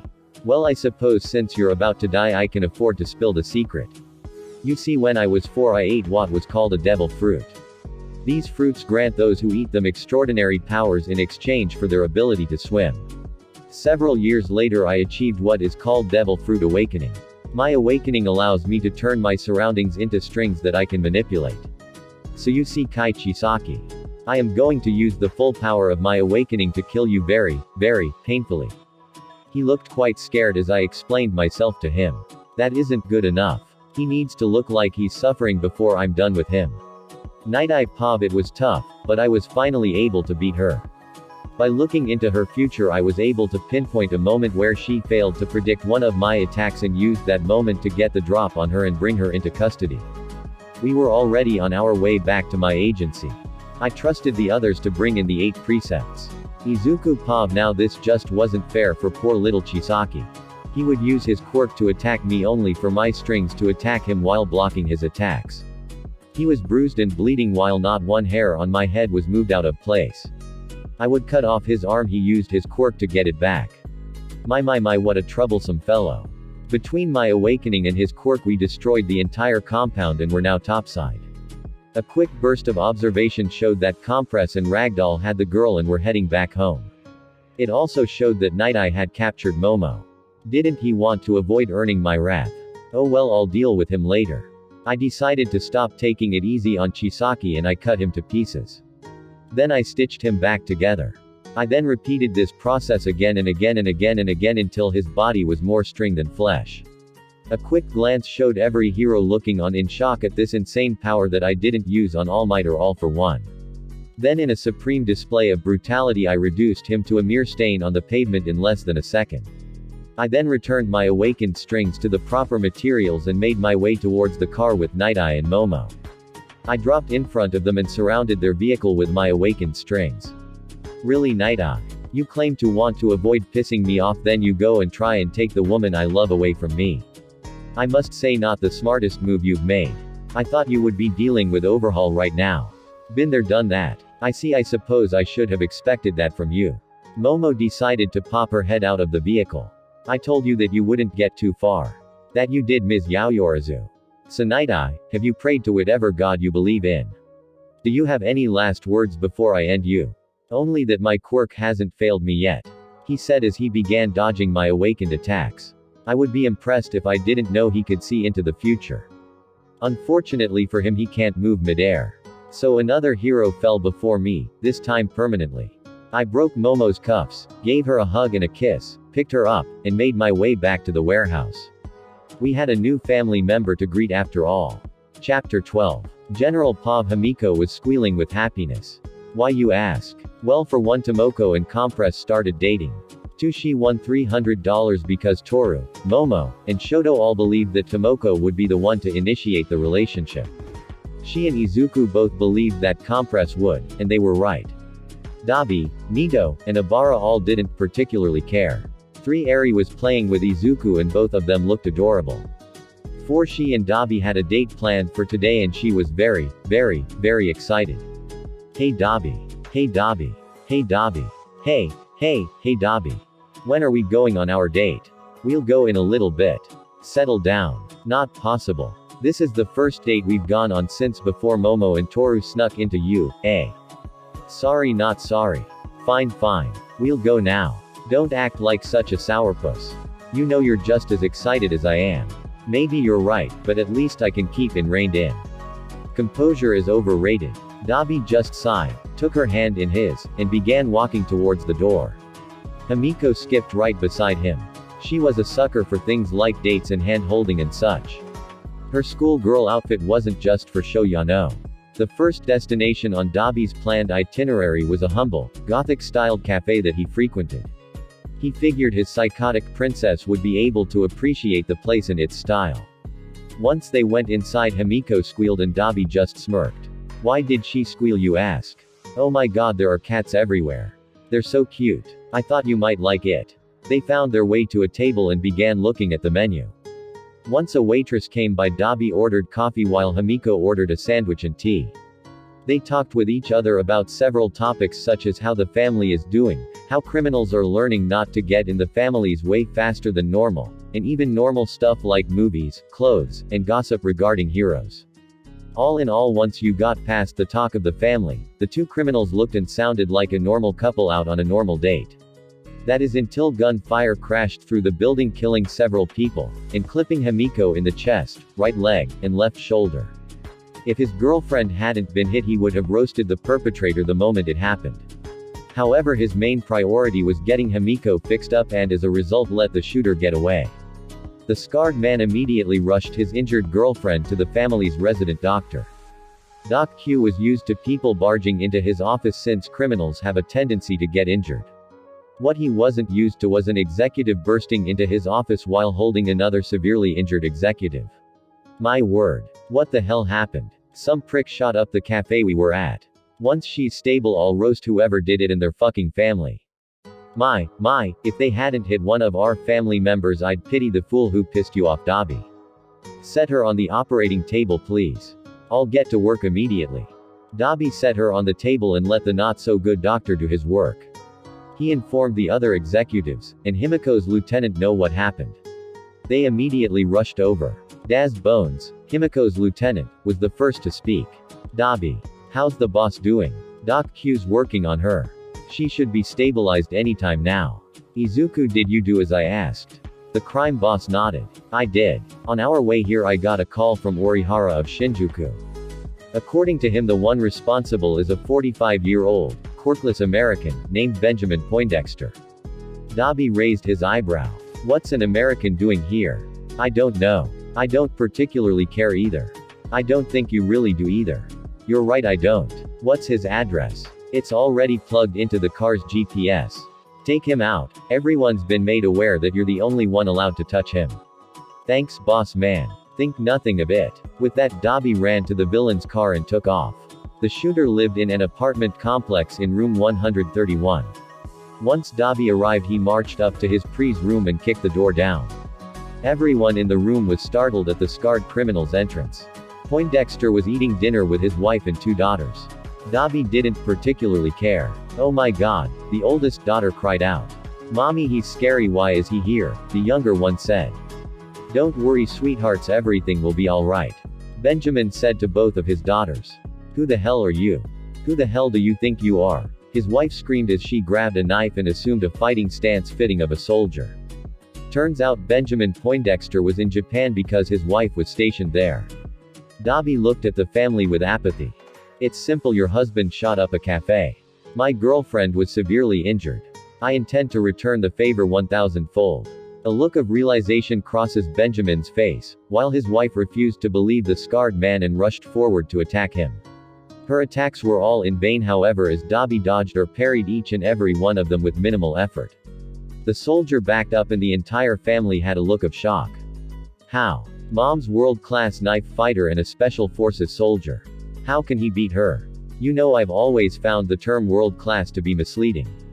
After all, not everyone makes their skills known to the public. Now Poindexter, judging by your facade as a doting family man, my husband isn't acting. I'm going to assume that you aren't a crazed gunman. Instead, I'm going to assume that someone hired you. Dobby said as blue flames flickered off of him. So, tell me who hired you and I'll make your death painless. The more you refuse to answer me, the more painful it'll be. I don't know what you're talking about. Dobby rushed towards him and kicked him in the chest. The man's daughters screamed while his wife tried to stab her husband's attacker. Dobby dodged and sent her flying into the refrigerator. Each time the man feigned innocence, Dobby would kick him and deflect retaliation from his wife. Eventually his wife spoke up. It wasn't him. It was me. I shot your girlfriend. Her family looked at her with surprise. What's your name? Melissa Poindexter. Tell me, Melissa, what's the name of the cafe we were at? Melissa looked shocked while the rest of the family looked confused. After all, any hired gun worth their salt would remember their target the day they carried out the hit. Right. The soldier sputtered in an attempt to reply before she screamed as her knife hand was burnt to a crisp. Please stop. Yes, I did it. The ones who hired me were a gang called the Saints. They promised to put my daughters through college. The man's family looked at him in shock, while Dobby looked at him with apathy. Dobby then roasted the man's wife, earning screams of rage from her family. Mommy. You son of a bitch. WHYYY. I told you what you wanted to know. You made me wait too long. I told you the longer you wait, the more painful your death will be.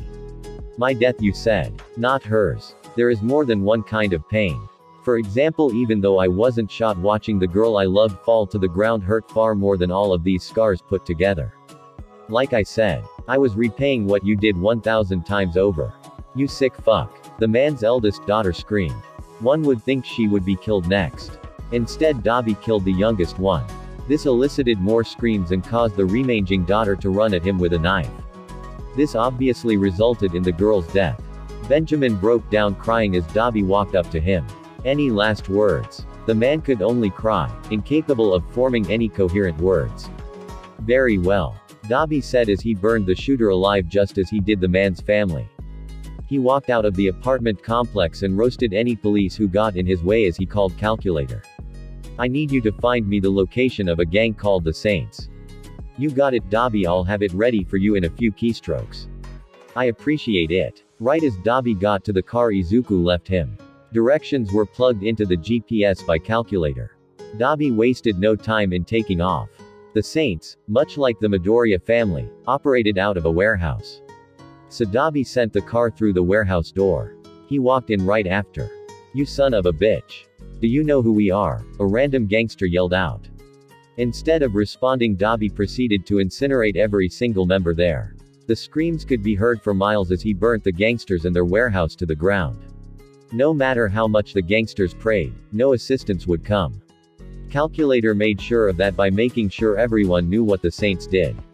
Once he was finished, Dabi returned to Doc Q's and saw that Toga was awake and all patched up and talking to the other executives.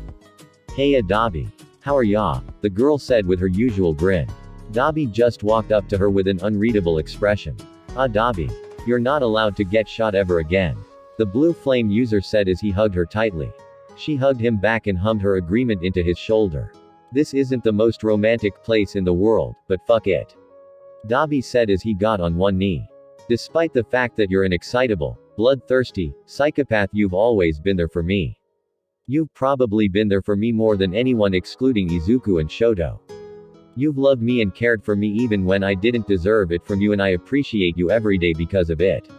Himiko Toga, will you marry me? Tears welled up in Himiko's eyes more and more as she listened to Dabi's speech. Everyone else had growing smiles as they knew what was coming before it even occurred. When Dabi popped the question, Himiko finally cried and glomped her very recent fiancé while screaming the word yes. Everyone congratulated the two and everyone hugged the two when they got a chance. Daz wished his boss the best and immediately pledged himself as a second lieutenant to Dabi. Izuku and Shoto both wished their brother the best and gave Toga the classic overprotective brother routine. Everyone laughed because they knew the two brothers wouldn't carry out their very fake threats. Well, I'm technically a registered minister. So you two wanna tie the knot right now? Doc Q said. The newly engaged, soon-to-be married couple nodded excitedly. Very well. Dabi Midoriya, Himiko Toga, I get the feeling you two don't give much of a shit about vows considering one of you killed a gang and an entire family for the other, so I'll cut right to the chase. I now pronounce you man and wife. You may now kiss the bride. The two kissed and everyone cheered at the first marriage of the family. Chapter 13. Izuku had a fair amount to deal with as of late. He had to monitor his information network to keep an eye on several important people. Bakugo dropped off the map for a couple weeks after he dropped out of Shiketsu. He couldn't stay hidden for long, however, as Izuku discovered that he had joined Knuckleduster, Popstep, and Crawler as a vigilante. Under Knuckleduster's tutelage, he surpassed the skill level of his former classmates relatively quickly. He could probably win against most second and third years at UA. Except for the big three, of course. Speaking of vigilantes, Bakugo isn't the only new vigilante. An ex-cop, Kemari Otoribashi, became a vigilante known as Smoker. It's quite fitting considering he is the user of the Logia-type Plume fruit. Due to being a Logia, most criminals and heroes don't stand a chance. The family is keeping an eye on him so that if he becomes too problematic he can be dealt with. In terms of heroes, the big three are steadily improving even faster than they already were. Mirio had already achieved control over 66% of One for All. It wouldn't surprise Izuku if he achieved 100% in the next month or so. That combined with his phasing quirk would be quite tough to beat. Assuming armament didn't work on the intangibility. Hado and Imajiki both tried their damnedest to keep up and were succeeding relatively well. The only hero from the Camino incident still out of commission was Mount Lady, but she was awake and would be let out of the hospital in 6 months. Izuku also had to keep an eye on Ragdoll to make sure she didn't strike out against her former teammates before it was time. Compress was keeping her calm, but it wasn't hard to tell that she was getting a little antsy.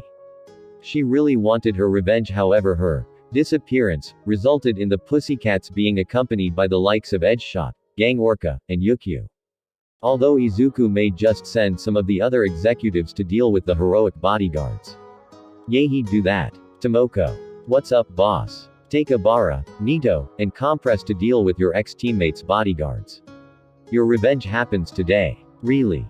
Thanks, bossman, you're the best. Of course I am. Now give em hell. I won't tolerate anything less. Tomoko then nodded and grabbed her suit jacket and left to get her new teammates. She now wears a black slim-fit business suit with the sleeves rolled up, a black sleeveless button-down shirt, and a white necktie. All of her accomplices were downstairs from Izuku's monitoring station. Babe, Ivy, Larceny, we're going cat hunting. But they have not wronged us as they have you. So why are we coming? You guys are dealing with their bodyguards, Ivy. The kittens are all mine. Who gets who, my beloved queen? Larceny gets Yukio, Ivy gets Edgeshot, you get another round with Gang Orca. Everyone agreed with their matchups and the crew set out on their cat hunt. It didn't take much to find them, honestly. All it took was a staged rescue emergency and there they were ready to boost their ratings. Everything was going great. The heroes were rescuing the victims, innocents were saved, and praise was showered on the heroes. That is until Tomoko jumped in and threw a push kick towards Tiger, who blocked it, but was sent a distance away. The three bodyguard heroes were about to rush in until they themselves were interrupted. Hey there, dragon lady. Let's dance, shall we? Nito said as he poked her cheek, thus copying her quirk. You will find that I will not be an easy opponent, executive. The stoic heroine stated. It is God's will that I impede your efforts today, Edgeshot.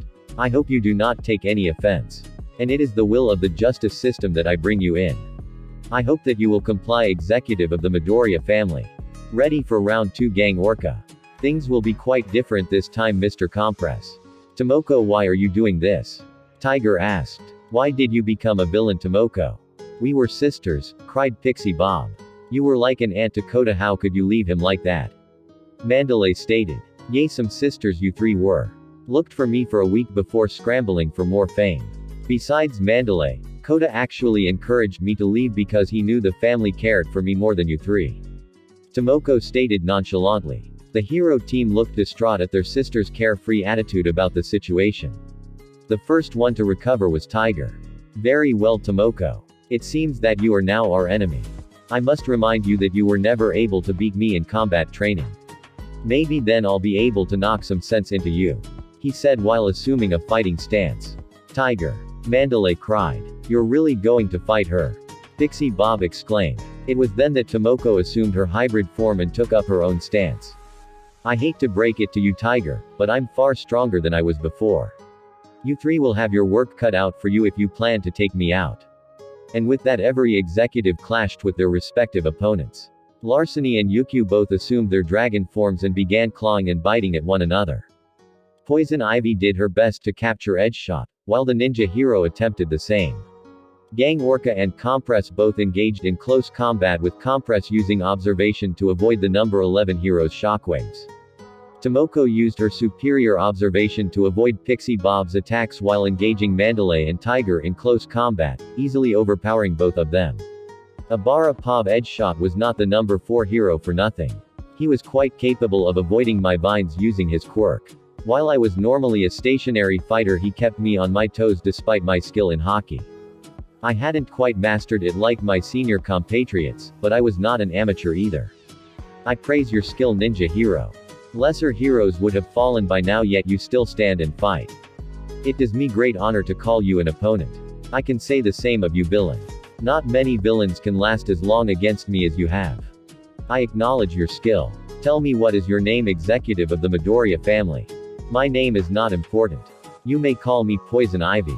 Very well. Now I shall bring you to justice. Nito Pav she ain't number 10 for nothing. This dragon quirk is quite strong. Luckily we're constantly making contact so I can keep my own quirk going. My.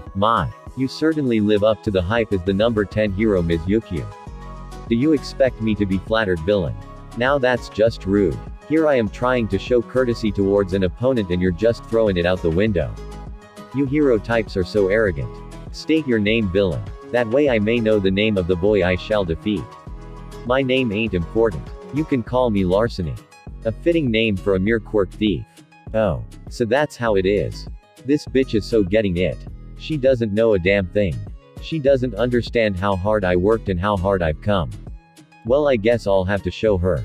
So I transformed back into my human form and coated my arms and legs in haki. Why would you become human again, thief? That just gives me the advanta. I cut her off with a haki punch to her giant jaw. My armament might not be as strong as my senior executives, but it's strong enough to prove my hard work. Why would I give you an advantage? Don't make me laugh. I earned my strength and my position as an executive through my own hard work and effort. I refuse to let someone like you, who is gifted with a powerful, flashy, attention-stealing quirk, look down on that. I'll show you how strong my will is with my own 2 hands. It seems I underestimated you, boy. It will not happen again. It already has. And with that, the duel between dragons became the age-old battle of human versus dragon. Compress Pav, my, you've improved since our last battle, gang. How could I not compress? You defeated me with ease. The only way I could regain my honor as a hero was to improve. If that's your mentality, then your honor was never lost. Let us continue our bout, gang. Orca. I would have it no other way, Mr. Compress. And with that, our fists met. His orca fist against my haki-coated fist. I decided that this man was a worthy opponent. I would not toy with him as I did last time. For this man was strong. If hero rankings were done based on strength, then he would be far higher than he currently is. For he was not only physically strong. He was strong mentally, and his will would make his potential haki even stronger than it would normally be. This is a man that I can consider a rival, and I will show him the respect that fits such a standing. We matched each other blow for blow. Punch for punch, kick for kick, shockwave for armament. Tomoko Pav-Yish, who knew proper training, could strengthen me this much. I'd finally gotten the hang of my transformations, and my armament rate was 100%. My observation advanced to the point that I could even see a couple seconds into the future.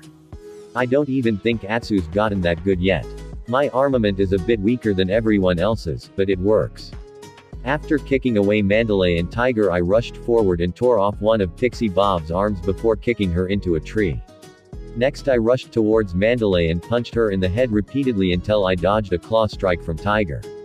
Mandalay was long since unconscious at this point, and Pixie Bob was most likely going to die from blood loss, seeing as they didn't have a speedster with them.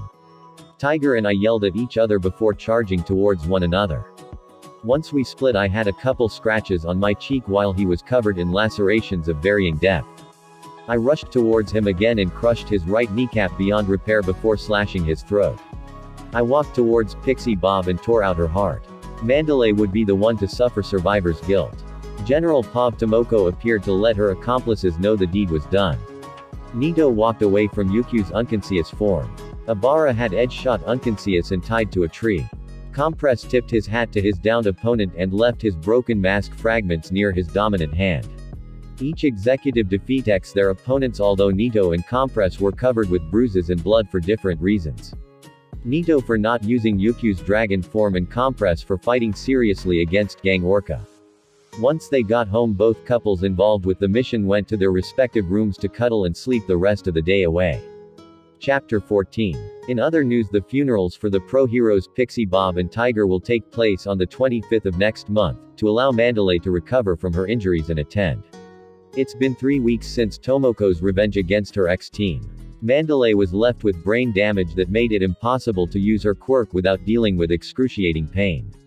The former pro was also diagnosed with severe PTSD and an irrational fear of cats, primarily leopards. On top of that, the pro heroes tasked with guarding the hero team also came under fire. They were accused of saving their own skin by letting the wild pussycats die. Each hero had their own response to the accusation. Edge shot. We were attacked by a team. 3 villains for 3 guards, and then former pro hero Ragdoll went after the remainder of the pussycats. My particular opponent, Poison Ivy, was quite skilled and was able to defeat me.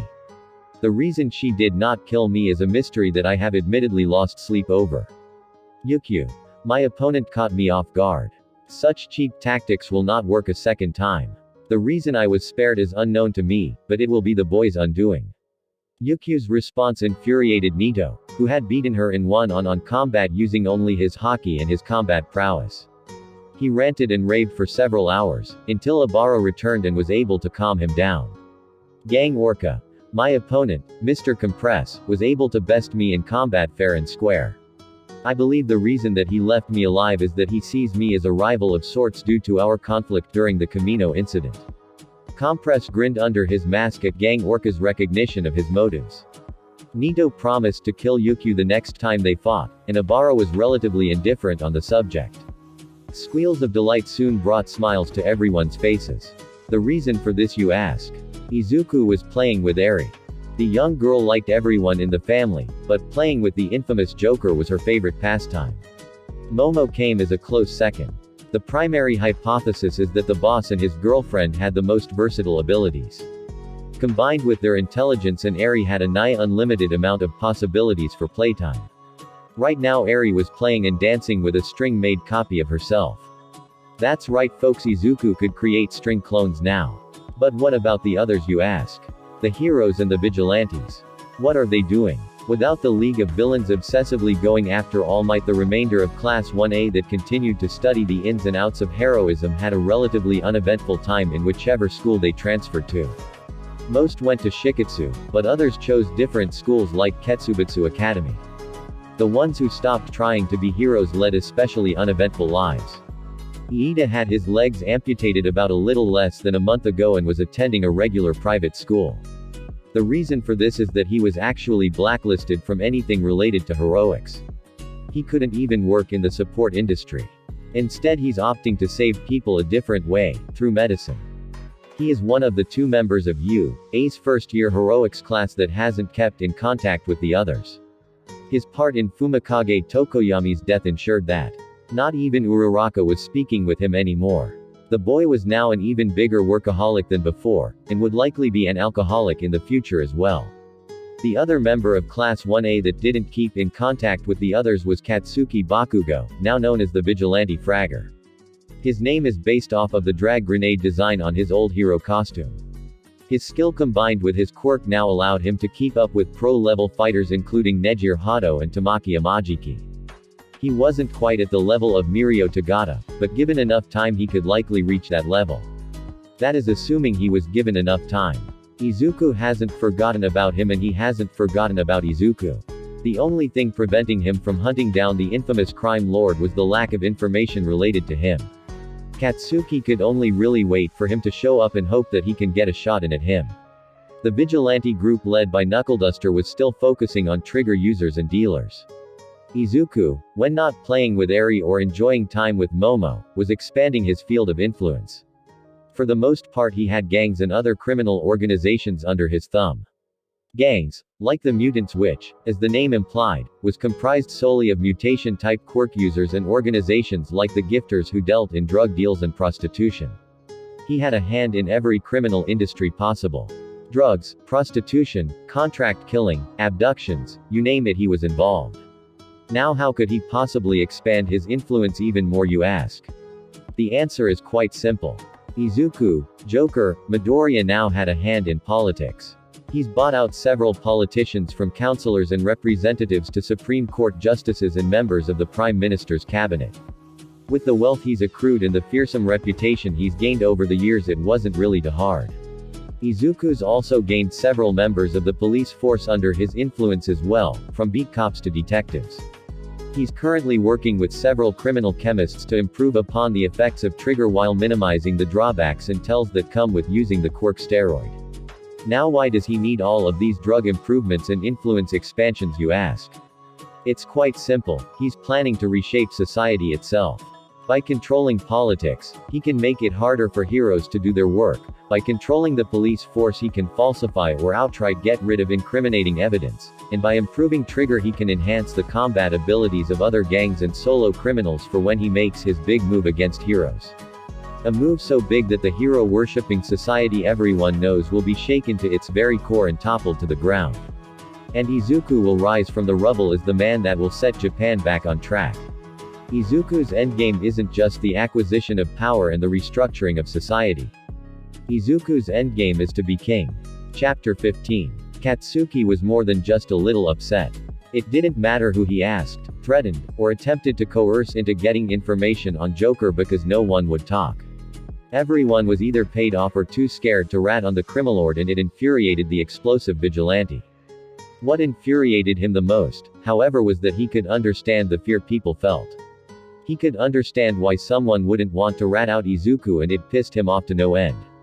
It seemed things were going to be looking up, however, as Katsuki saw a familiar half-and-half mop of hair along with a young girl with silver hair. Katsuki Pop, half and half, you son of a bitch. Where's Deku? Katsuki Bakugo, my least favorite person in the world. Why would I tell you where Izuku is? If you won't tell me voluntarily, then I'll just make you. I sincerely doubt that. Eri, stay behind me, he said as I rushed towards him. The prick created an ice wall that I promptly turned into steam. Unfortunately for me, he seemed capable of dodging or countering every single attack I threw at him. I stopped for 1 second and locked eyes with the kid he was protecting. Kid. Get out of here, my business isn't with you. Half and half seemed shocked by my statement, and his expression softened as he ushered her out of the way of our battle. Your ability to dodge is more than just reflexes, that much is plain to see. So what is it? It doesn't really matter. I would have no problem with telling you, since knowing still wouldn't make you a threat to Izuku, but he wants to keep that knowledge restricted to the family. Of course he does, I said as I launched a gauntlet blast towards him. Unfortunately, he countered it with a glacier, which kept us at a stalemate. Todoroki Pav, his quirk is strong enough to keep up with mine, I'll give him that. He could definitely reach executive level if he isn't there already. Unfortunately for him, no one's going to teach him hockey, so we'll always have an advantage. We met each other blow for blow in our quirk clash until an old lady who lived in the neighborhood called out to me. Todoroki. What's going on? Who is this youngster? Mrs. Takashi, it isn't safe here, please go ho shit, I said as an explosion was directed her way. I dove in and took the hit for her just in time. Once the smoke cleared, I saw Bakugo look shocked at what had just occurred before looking down in shame and retreating. Are you alright, Mrs. Takashi? Am I alright? I should be asking you that, young man. That was incredibly reckless of you. I apologize, ma'am, but I'm more capable to taking a hit like that than you are. That's fair, but still reckless. You and your group have done wonders for this neighborhood, so don't make a habit of putting your life at risk. Regardless of what the media says, you people are the real heroes here. I appreciate the praise, ma'am. Would you like Eri and I to walk you home? Oh, that's not necessary. You just get home and get some rest. And I mean real rest. Eri will tell me if you don't. Won't you, Eri? Of course, Mrs. Takashi. Eri giggled. I smiled softly and complied as we parted ways. Being a hero wasn't so bad every now and then. I was hesitant about Izuku's decision to send the different factions of the family to straighten out certain neighborhoods, but it seems like everything is going according to plan. Flashback. You want us to what? Come on, Dabi, I know you aren't hard of hearing. I want each of you to take your factions to different areas of Japan and help them out a little bit. Joker, I haven't questioned you since before Abara and I joined, but why would villains do something like that? Simple, Nito. Because we aren't going to be villains forever. This statement shocked every executive and lieutenant, including Momo, who thought she had her boyfriend figured out. I suppose everyone should be introduced first. Izuku, of course, was there, as was every executive and their lieutenants. Toru was present with her newly chosen lieutenant Absalom. Compress was with Transporter. Himiko was with Daz. Dabi was there with his lieutenant, a magma quirk user named Sakazuki. Shoto had his lieutenant, a snow quirk user known as Aokiji. Nito had an expert thief named Ban as his lieutenant. Abara had an American plant user named Pamela. Tomoko had a werewolf quirk user named Jabra, and Momo had a quirkless swordsman who went by the name Hawkeyes. You see, my goal is to utterly destroy the unjust hero worship that society has built up, and what better way to do that than to make the heroes and vigilantes look like villains? It was at that moment that every executive understood Izuku's plan. I see. I can't believe I didn't get it before. Helping the public will counteract the media's negative representation of us. Momo started. Which will increase the turnout rate for legislations that restrict heroes and benefit us. Nito continued with a manic grin. And by manipulating the flow of battle to put standard civilians in danger, Abara said with a small smirk adorning her lips. And then protecting them from that danger, Tomoko said with a wide smile. We'll turn the hero's greatest asset against them. All the executives said simultaneously. Flashback end. Todoroki Pop. I still can't get over how much of a genius that guy is. I said to myself with a small smirk. Come on, Uncle Shoto. You heard Mrs. Takashi, you need to rest and relax. I, Eri Midoriya, daughter of the great Izuku and beautiful Momo, shall take the challenge of conquering the battlefield that is the kitchen tonight. Eri said, borrowing her adopted father's flair for being dramatic. With Uncle Kuzan's supervision, of course. She added sheepishly. All right, Eri. I shall do as the princess commands. I said with a small chuckle. It really is amazing how much this kid has wormed her way into all of our hearts. Chapter 16. General Pav. It's been 3 months since Izuku announced his newest plan to his executives, and boy has it worked wonders. Hero approval ratings have dropped substantially, several legislations have passed making the hero's job significantly more difficult, and the public gave their support to the Midoriya family. On top of that, new rivalries have been forged and pre-existing rivalries continued and advanced. Compress's rivalry with Gang Orca was taken to the next level when the pro subconsciously awakened his haki. Once he realized he had his newfound abilities, Gang Orca spent his free time training them and made for a more difficult opponent each time he battled the criminal showman. Ibara's rivalry with Edgeshot has been stuck in a continuous stalemate, with each one being incapable of defeating the other. Edgeshot gained observation haki along with Eraserhead under the tutelage of Gang Orca, which allowed him to keep up with the Vine Quirk user. Tomoko built up a rivalry with Maruko due to them both having abilities that enhanced their physical capabilities. For whatever odd reason, however, Maruko refused to learn haki, but had more than enough physical strength to make up for it. Dabi gained a rival in the form of one Nejire Hado. Due to them both using a form of energy in combat, they were able to keep each other on their toes. Nejire even chose to intern under Best Genus due to the Fibermaster's rivalry with Toga, often pitting him against Dabi as well. Shoto maintained his rivalry with Katsuki Bakugo, granted he came out on top more often than not. Having a dual-element quirk in haki gave him a significant advantage after all. Bakugo learned to slightly even the playing field with cunning and equipment over time. Nito started a new rivalry with Tamaki Amajiki after completely discrediting Yukio as a hero in public. During one of their battles, not only did Nito defend civilians from what they perceived as the dragon heroine's attacks, but he also defeated her using haki and nothing else. She was found dead in her apartment several days later from suicide. Toru gained a rivalry with an observation using snipe. This was due to his observation allowing him to use his homing quirk despite her invisibility. Granted, she countered his bullets with armament. Momo primarily battled Eraserhead due to her having the best hand-to-hand skills out of all the executives. She also kept weapons and tools on her person so she could fight even if her quirk was erased. Combined with the observation haki he learned on his own, Eraserhead was a worthy opponent for Izuku's girlfriend. Izuku had a rival in the successor of One for All, Mirio Tagata. This rivalry was a given due to Mirio being the biggest obstacle in Izuku's plans, and since Mirio wanted revenge for All Might. In fact, they're currently engaged in battle right now. Izuku Pav blocked a Detroit smash with a wall of haki-infused strings. Yeesh, someone woke up on the wrong side of the bed this morning. My little quip caused Mirio, or rather the pro-hero Lemillion, to scowl. Give up, Joker. Today's the day I'm bringing you in. You say that every time you see me. Literally every damn time. And you haven't beaten me yet. I said with a smirk. Mirio gave his own smirk. The key word in that statement is, yet, Joker. I heard footsteps before I heard Tomoko call out to me, Joker. Watch out. I immediately proceeded to dodge a kick from Maruko. Hey, not bad kid, I'll give you that. You would have made a great hero. Too bad for you, ya made the wrong choice. Sorry, I have a girlfriend. I said before using my strings to launch Tomoko, who had switched into her hybrid form, at the rabbit hero. What? I wasn't, she started to say before blocking a punch from Tomoko, while blushing heavily.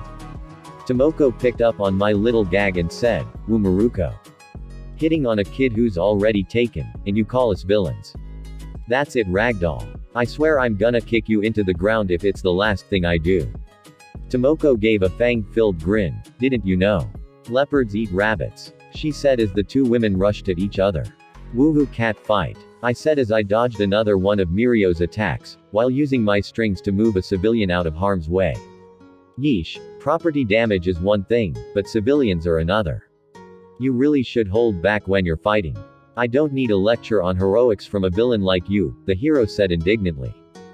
Clearly you do, seeing as I have to do your job for you. I said as I launched several bullet strings at All Might's successor. Tomoko Pav punch for punch, kick for kick. Even without armament Maruko can match me in terms of physical force. Unfortunately for her, I can see the future a little bit anyway. Ragdoll. I never got the full story from Mandalay. What happened? What made you become a villain? The rabbit hero asked me with an unusually somber expression. I sighed before explaining myself. They abandoned me. Mandalay, Pixie Bob, and Tiger all abandoned me. We were supposed to be a team, we were supposed to be sisters, and they abandoned me in favor of their fame. Joker and Atsu gave me a family, a real family, and I can never thank them enough for that. Even when I struggled with my new abilities, their faith and love for me never faltered, not once. That's why I'm a villain, and that is why I fight. So I can at least somewhat repay them for what they did for me. For what it's worth, I'm sorry. I'm sorry that you had to go through that. But I can't let you do what you want. It's my duty as a hero to take you down. I gave her a soft smile that caught her off guard. Thank you, Rumi. I can't think of a better person to be my rival. I said as my smile became ferocious once more. Now. Show me what you've got, rabbit hero Miruko. You aren't done yet, are you? She matched me with a smirk of her own. I ain't done yet. Not by a long shot, Ragdoll. And with that we clashed once more, releasing a large shockwave that decimated the street we were on. General Pav. Both battles continued on for 10 more minutes before the cavalry arrived. Momo and Compress both used flashbangs to distract the heroes, and which allowed their lovers to escape. The heroes once again suffered defeat and their approval ratings once again dropped substantially. The time was growing closer for the villains to truly take the stage. Izuku Pav, my. The heroes are struggling more than expected. Compress said. Yay, but they're getting more reckless when they should be even more careful than usual. Dabi pointed out. Hey, when can we start killing them? Toga asked impatiently. The time is growing closer. We must be patient and we shall know when the time is right. Abara responded. I'm in no rush. Shoto said stoically. You should be more excited, Havzi. Joker's gonna be king after all. Toru excitedly stated. I can see where he's coming from though. It's kinda sad to think that our rivals won't be around forever. Tomoko said whilst filing her nails. I for one am glad Yukio is dead. Nito interjected. Yes, we all know how much you hate her, Nito. Momo sighed. Hey Momo. Do you and Toru ever wonder how the kids from your class are doing? Abara, the question is posed to you and Nito too. I've kept tabs on a couple. Mina's been working hard to be a good hero, no doubt since her best friend was a villain. Ojiro's doing alright, he works part-time as an instructor for a dojo. Toru said. I get curious about Jiro on occasion, but never curious enough to check on her. Momo mumbled, still peeved at the rocker for putting her relationship with Izuku in question even if it was for a moment. Nito and I have not checked on our compatriots. They are of no consequence now. Abara stated as Nito nodded in agreement. It was at that moment I got a text. Once I read it, my smirk widened. Manual, Death Arms, Uabami, serious. Niche Stain and that new kid of his have been busy. Oh, that's Spinner. The lizard guy, right? Toga said excitedly. Bingo. Well. The time is growing ever closer, boys and girls. The promised day is fast approaching. Y'all remember the plan. Get the heroes' attention, aggravate them into wreaking havoc, save civilians along the way, then kill them. Dabi said. And while that's going on, our government insiders will continue paving the way for you to be king. Hit the nail on the head, Dabi. I can't wait. I said with a wide smile. Chapter 17. It wasn't just one city. The entirety of Japan was in chaos. Explosions echoed across the entire country, buildings were toppled, infrastructure was destroyed, and the citizens were cowering in fear. It wasn't a fear of villains, however. They were afraid of the heroes. The promised day had arrived and the first phase of Izuku's plan was a resounding success. Let's see how all of this came to pass now, shall we? Shoto Pav. It wasn't too hard to catch the attention of Katsuki Bakugo. With our extensive information network, it was easy to determine where he would be. With my hair as noticeable as it is, all I had to do was walk past him to set him off.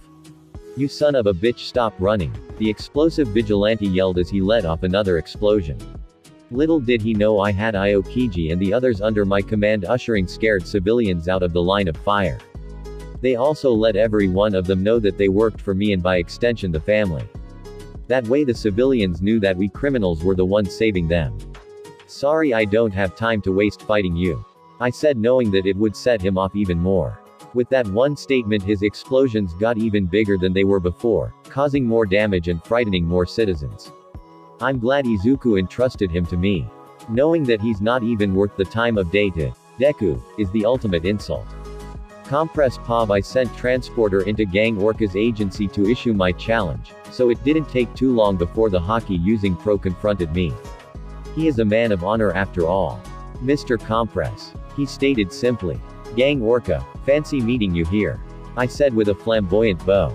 Funny considering you sent an underling to relay your challenge, the Pro said with barely noticeable irritation in his voice.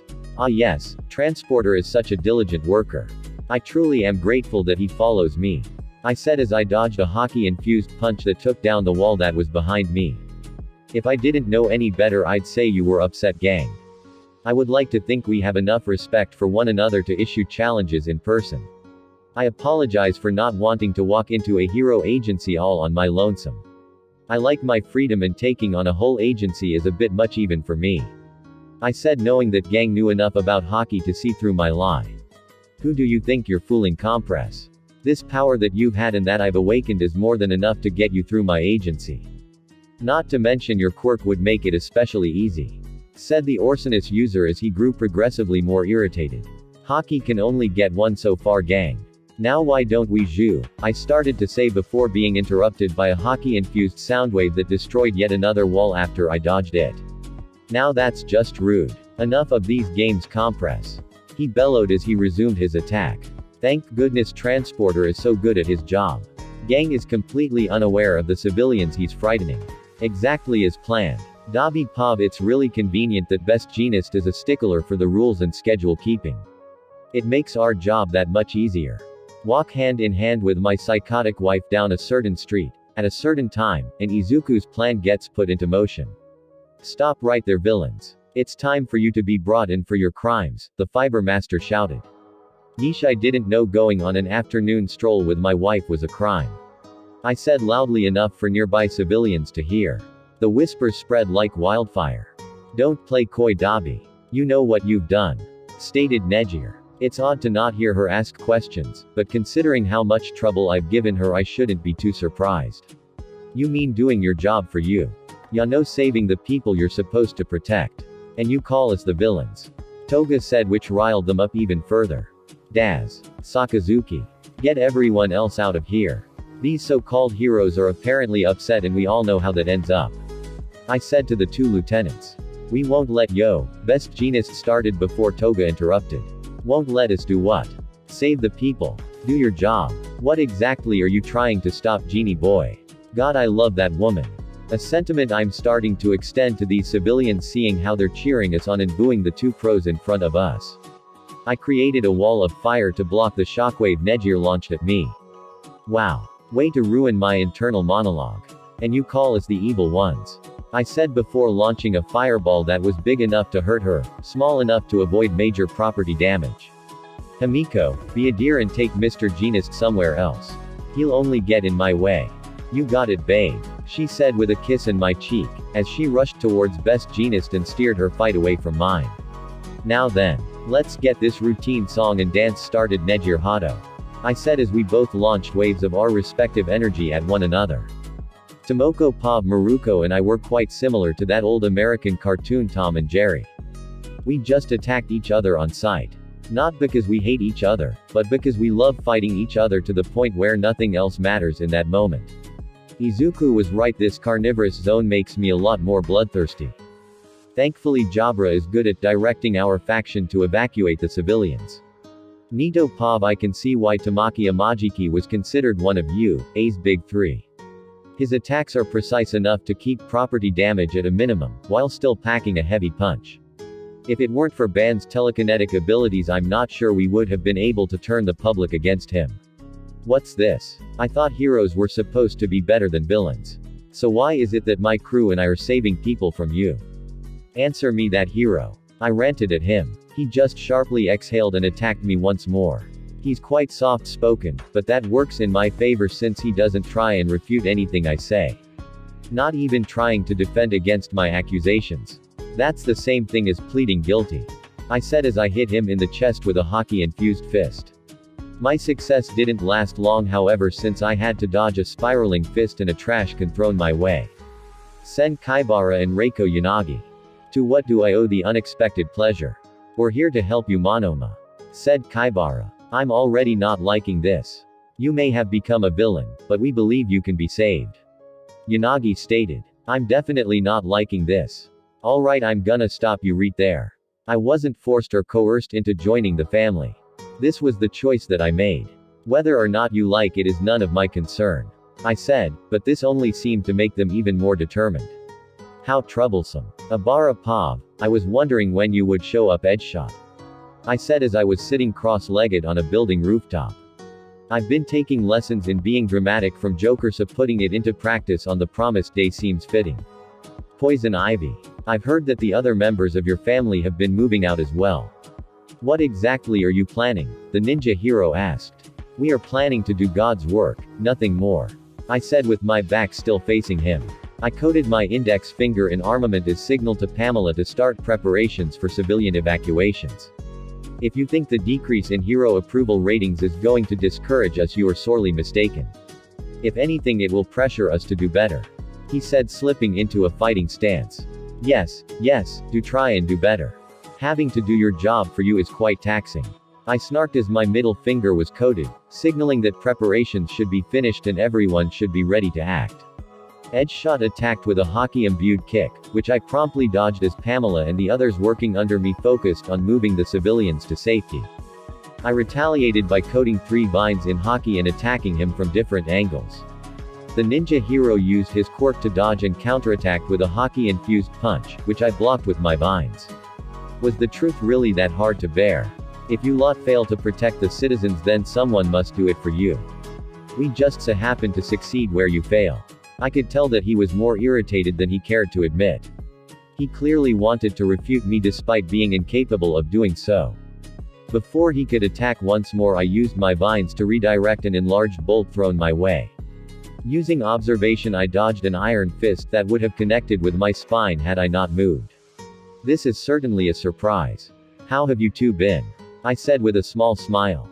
I may be a villain, but that doesn't mean I should lack manners after all. I've been better. I would be much better if I didn't have to fight you. Yui Kodai said softly. I'd be a whole lot better if you were one of our classmates rather than a villain, Shiozaki. Tetsu said with an unusually somber tone. I'm sorry to say I'm quite content where I am at. Joker is a man chosen by God and it is my duty to do God's work. I stated. How can you say that? He manipulated Tokiyami and lead him to his death. The Iron Quirk user shouted. Not to mention he crippled a student at the USJ and put All Might in the hospital indefinitely. Kodai interjected. Fumikage's death was the result of him being blinded by vengeance. As for Katsuki Bakugo, he was responsible for Joker becoming who he is now. All Might challenged a man of God and lost, and he has suffered the consequences. I could see Tetsu shaking with rage. Talking will not persuade me. If that was all you wished to say, then leave, you have no business here. Both of them remained steadfast. I must commend their will.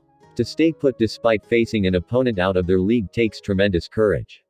I will not let their courage go to waste. Toru Pav, Snipe Sensei. I called out in the cutest voice I could muster. How've you been? I said before dodging a bullet. How rude. I don't make a habit of going easy on villains Hagakure. Even if they are a former student of mine. The gun-wielding hero said. I'd be disappointed if you did. I said as I threw 2 knives which he promptly shot out of the air. It did give me enough time to get in close and start launching attacks at him. If our informants are to be believed, he only has observation hockey, which makes close quarters combat more advantageous for me. If only you put in this much effort into your school work. The cowboy-themed hero said nostalgically. A school never was my thing. I retorted before jumping back to avoid a pool of acid that was thrown my way. I dodged to the side to avoid a downward punch from some very recognizable arms. Didn't mommy and daddy teach you too that it's rude to interrupt someone else's conversation? This seemed to set Mina off just a little bit. I don't want to hear any talk about manners from a traitor like you, she snapped as she slipped into a fighting stance with Mezzo following suit. This might be fun. Momo Pop, how have you been, Eraserhead? I asked as I approached my former teacher. I don't really care, but manners are important. I've been better. I'd be doing much better if I still had a class to teach. Preferably one without traitors in it, he said as his eyes narrowed and he prepared to attack. I sighed before tilting my head to the side to dodge a punch from a severed hand. I proceeded to jump over a swipe from an enlarged fist before ducking under a jab from an earphone jack. Kendo, Tokage, Jiro. I listed off their names before turning around to face them. How exactly can I help you three? You can help us by turning yourself in, Kendo stated while preparing to fight. Preferably without us having to duke it out. I'd prefer not to fight a former classmate regardless of circumstances. Tokage added. Please just come back to us, Momo. Jiro pleaded despite looking ready to fight. Jiro, going back to you implies that I was one of you, and that was never the case, I said coldly with the intention of breaking her spirit before the fight even began. If that's the case, then how do you explain us? How do you explain what happened between us? Answer me, Momo. I could tell she desperately wanted to believe that I was manipulated or that I was a villain against my will. How would I describe it, you ask? It was a mistake, plain and simple, I said with an indifferent expression. With that one statement, her resolve crumbled as she rushed towards me. Her attacks were wild and uncoordinated, no doubt due to her wild emotions. After dodging attacks and putting distance between myself and my four opponents, Kendo decided to speak up. Give up, Momo. Even you can't take on all four of us at once, she said, clearly confident that I was at a disadvantage. Very well. Let's follow this misguided assumption that I can't defeat all four of you. All I would need to do is hold you off until my crew made their way here, I said, negating her rationalization of my surrender.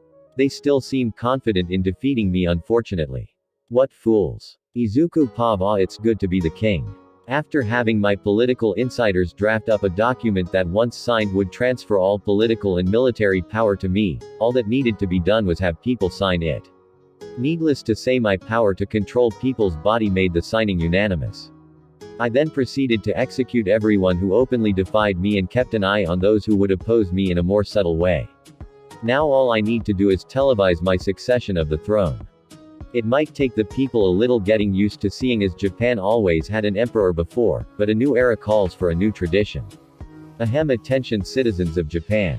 My name is Izuku Midoriya Shoto Pab, although the heroes and police prefer to call me Joker. You did it, Izuku. You finally did it, I said with nothing but pride in my voice. The fuck's going on, half and half, the blonde boy shouted. I could only smirk at his confusion. You've lost. Compress Pab, they call me and my family villains, yet we are the ones protecting you innocent citizens from them, not the other way around. Ha ha ha ha ha, that man really knows how to put on a show, doesn't he, gang? I laughed as I clapped my hands. Explain yourself, Compress. What's the meaning of this? This broadcast means we've won. And you, my nemesis, have lost. Dabi Pab, each of you have seen the destruction these so-called heroes cause in the name of justice. You made it, little brother. You succeeded where others would have failed, I said, not even trying to hide the pride in my voice and the tear that slipped down my face.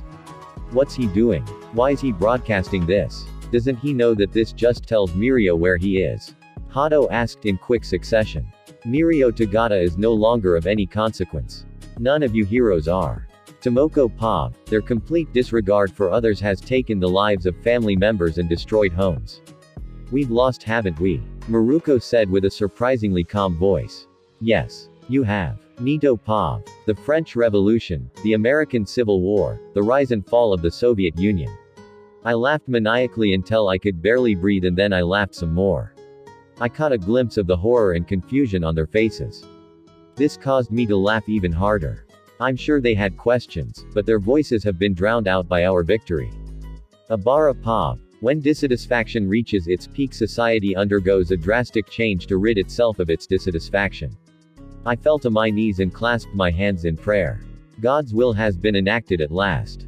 What's going on? What's he saying? Shiozaki. Tetsu roared. Poison Ivy, what is the meaning of this? The ninja hero inquired. Victory is ours. Toru Pom, this change is not without hardship. However, woohoo. You go Joker. I cheered. Toru. Why's he giving this speech? He's acting as if he's won already. Mina said, clearly confused. That's because he has. Isn't that right, Hagakure? Snipe said somberly. Bingo. Momo Pom, I believe that you, the people of Japan, have the strength to overcome the hardship necessary for this broken society where villains protect citizens from heroes to rebuild itself. You always did have a way with words, Izuku. I'm so happy I fell in love with you. I said as my voice overflowed with love and admiration. Tokage held Jiro as she broke down crying. Why's he making such a big spectacle? That just makes him a target. Kendo asked. Aizawa looked at the ground and said, it doesn't matter how big of a show he puts on. He's already won. General Pom, the Japanese government signed its political and military power over to me in a unanimous vote. Join your new king in taking the first step into this new era. With that statement, everything came crashing down. The vigilante group comprised of Knuckleduster, Hopstep, and Crawler tried to launch a sneak attack on Shoto, only to be caught off guard by an attack from Aokiji. Katsuki's cry of despair gave the executive the opening needed to roast the blonde explosion user alive.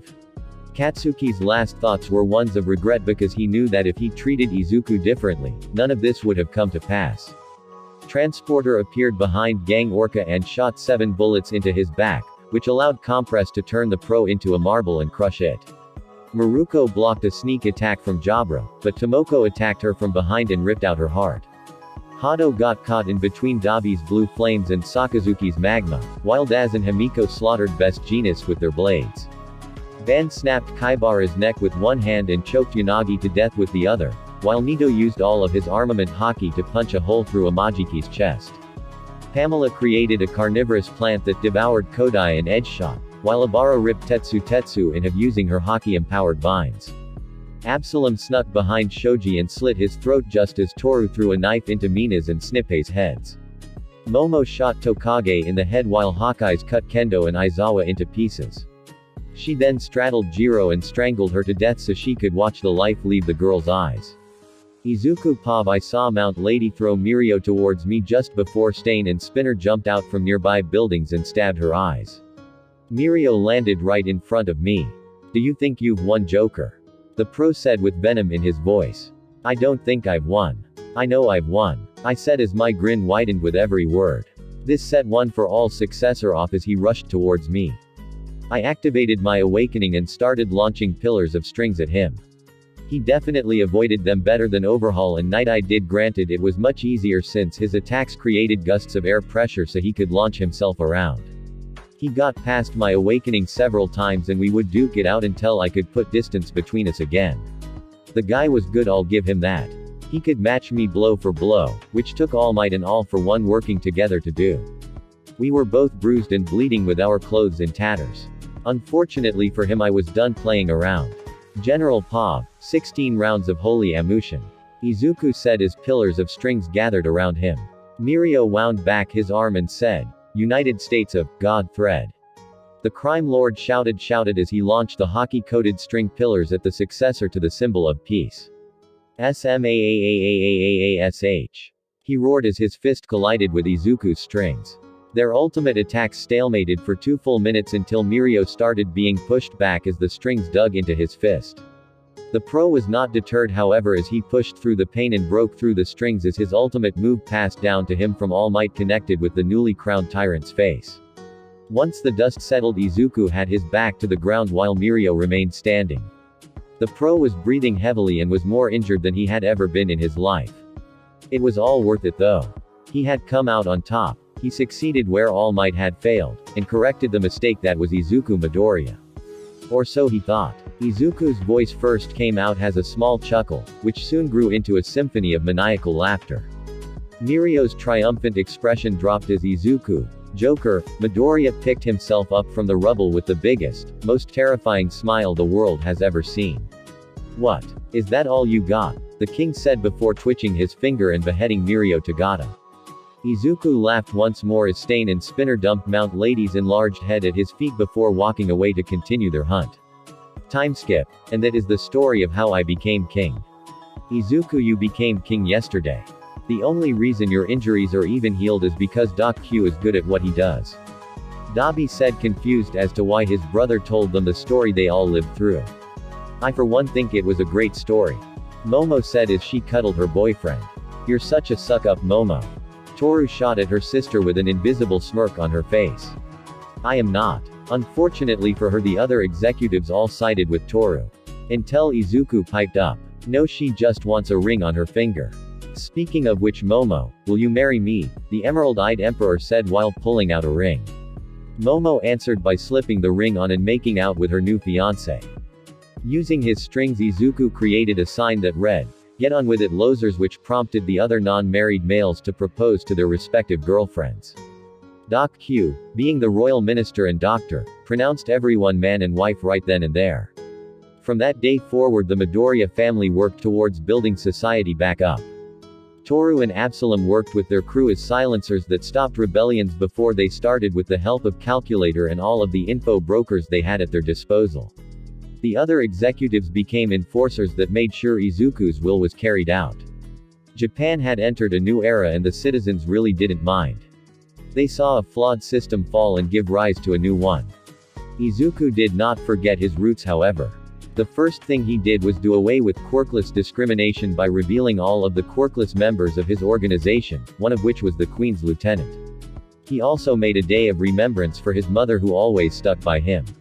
He knew she wouldn't approve of his methods, but he would always love her and remember her. Over the years, Izuku's family grew with the birth of new children. Dabi and Toga's son Natsuo, named after his brother who kept the Todoroki name, had Dabi's original red hair and Himiko's golden eyes. His quirk allowed him to produce a blood-red flame that causes hallucinations as well as burns. Shoto and Toru had a daughter they named Rei after Shoto's mother. She had blonde hair and gray eyes, with a quirk that allowed he to create invisible flames. Compress and Tomoko had a son named Kota after Tomoko's beloved nephew and a daughter named Shino after her surviving sister. Kota had Tomoko's old quirk and Shino had a quirk that allowed her to create audio-visual illusions based on eye contact. Nito and Ibara had a daughter named Teresa, after the saint, who had blonde hair and black eyes with a quirk that allowed her to produce vines from any part of her body. Izuku and Momo decided not to have any children. They believed that Eri was the only child they would ever want to call theirs. Eri burst into tears when she heard and cried about how much she loved her mama and papa. Izuku started as quirkless nobody. Over time he became a petty thug, a gang leader, and a criminalord. Now he was king and he intended to extend the love he shared with his family to the citizens under his rule. The heroes and citizens of old would have called him a tyrant. The citizens of the current era call him their beloved king. Most importantly of all, though, to his family he's just Izuku Midoriya, the best brother, uncle, father, and husband anyone could ask for. The end. Thanks for listening. I hope you guys liked it. Don't forget to subscribe and leave a like for more what ifs. See you guys in the next video.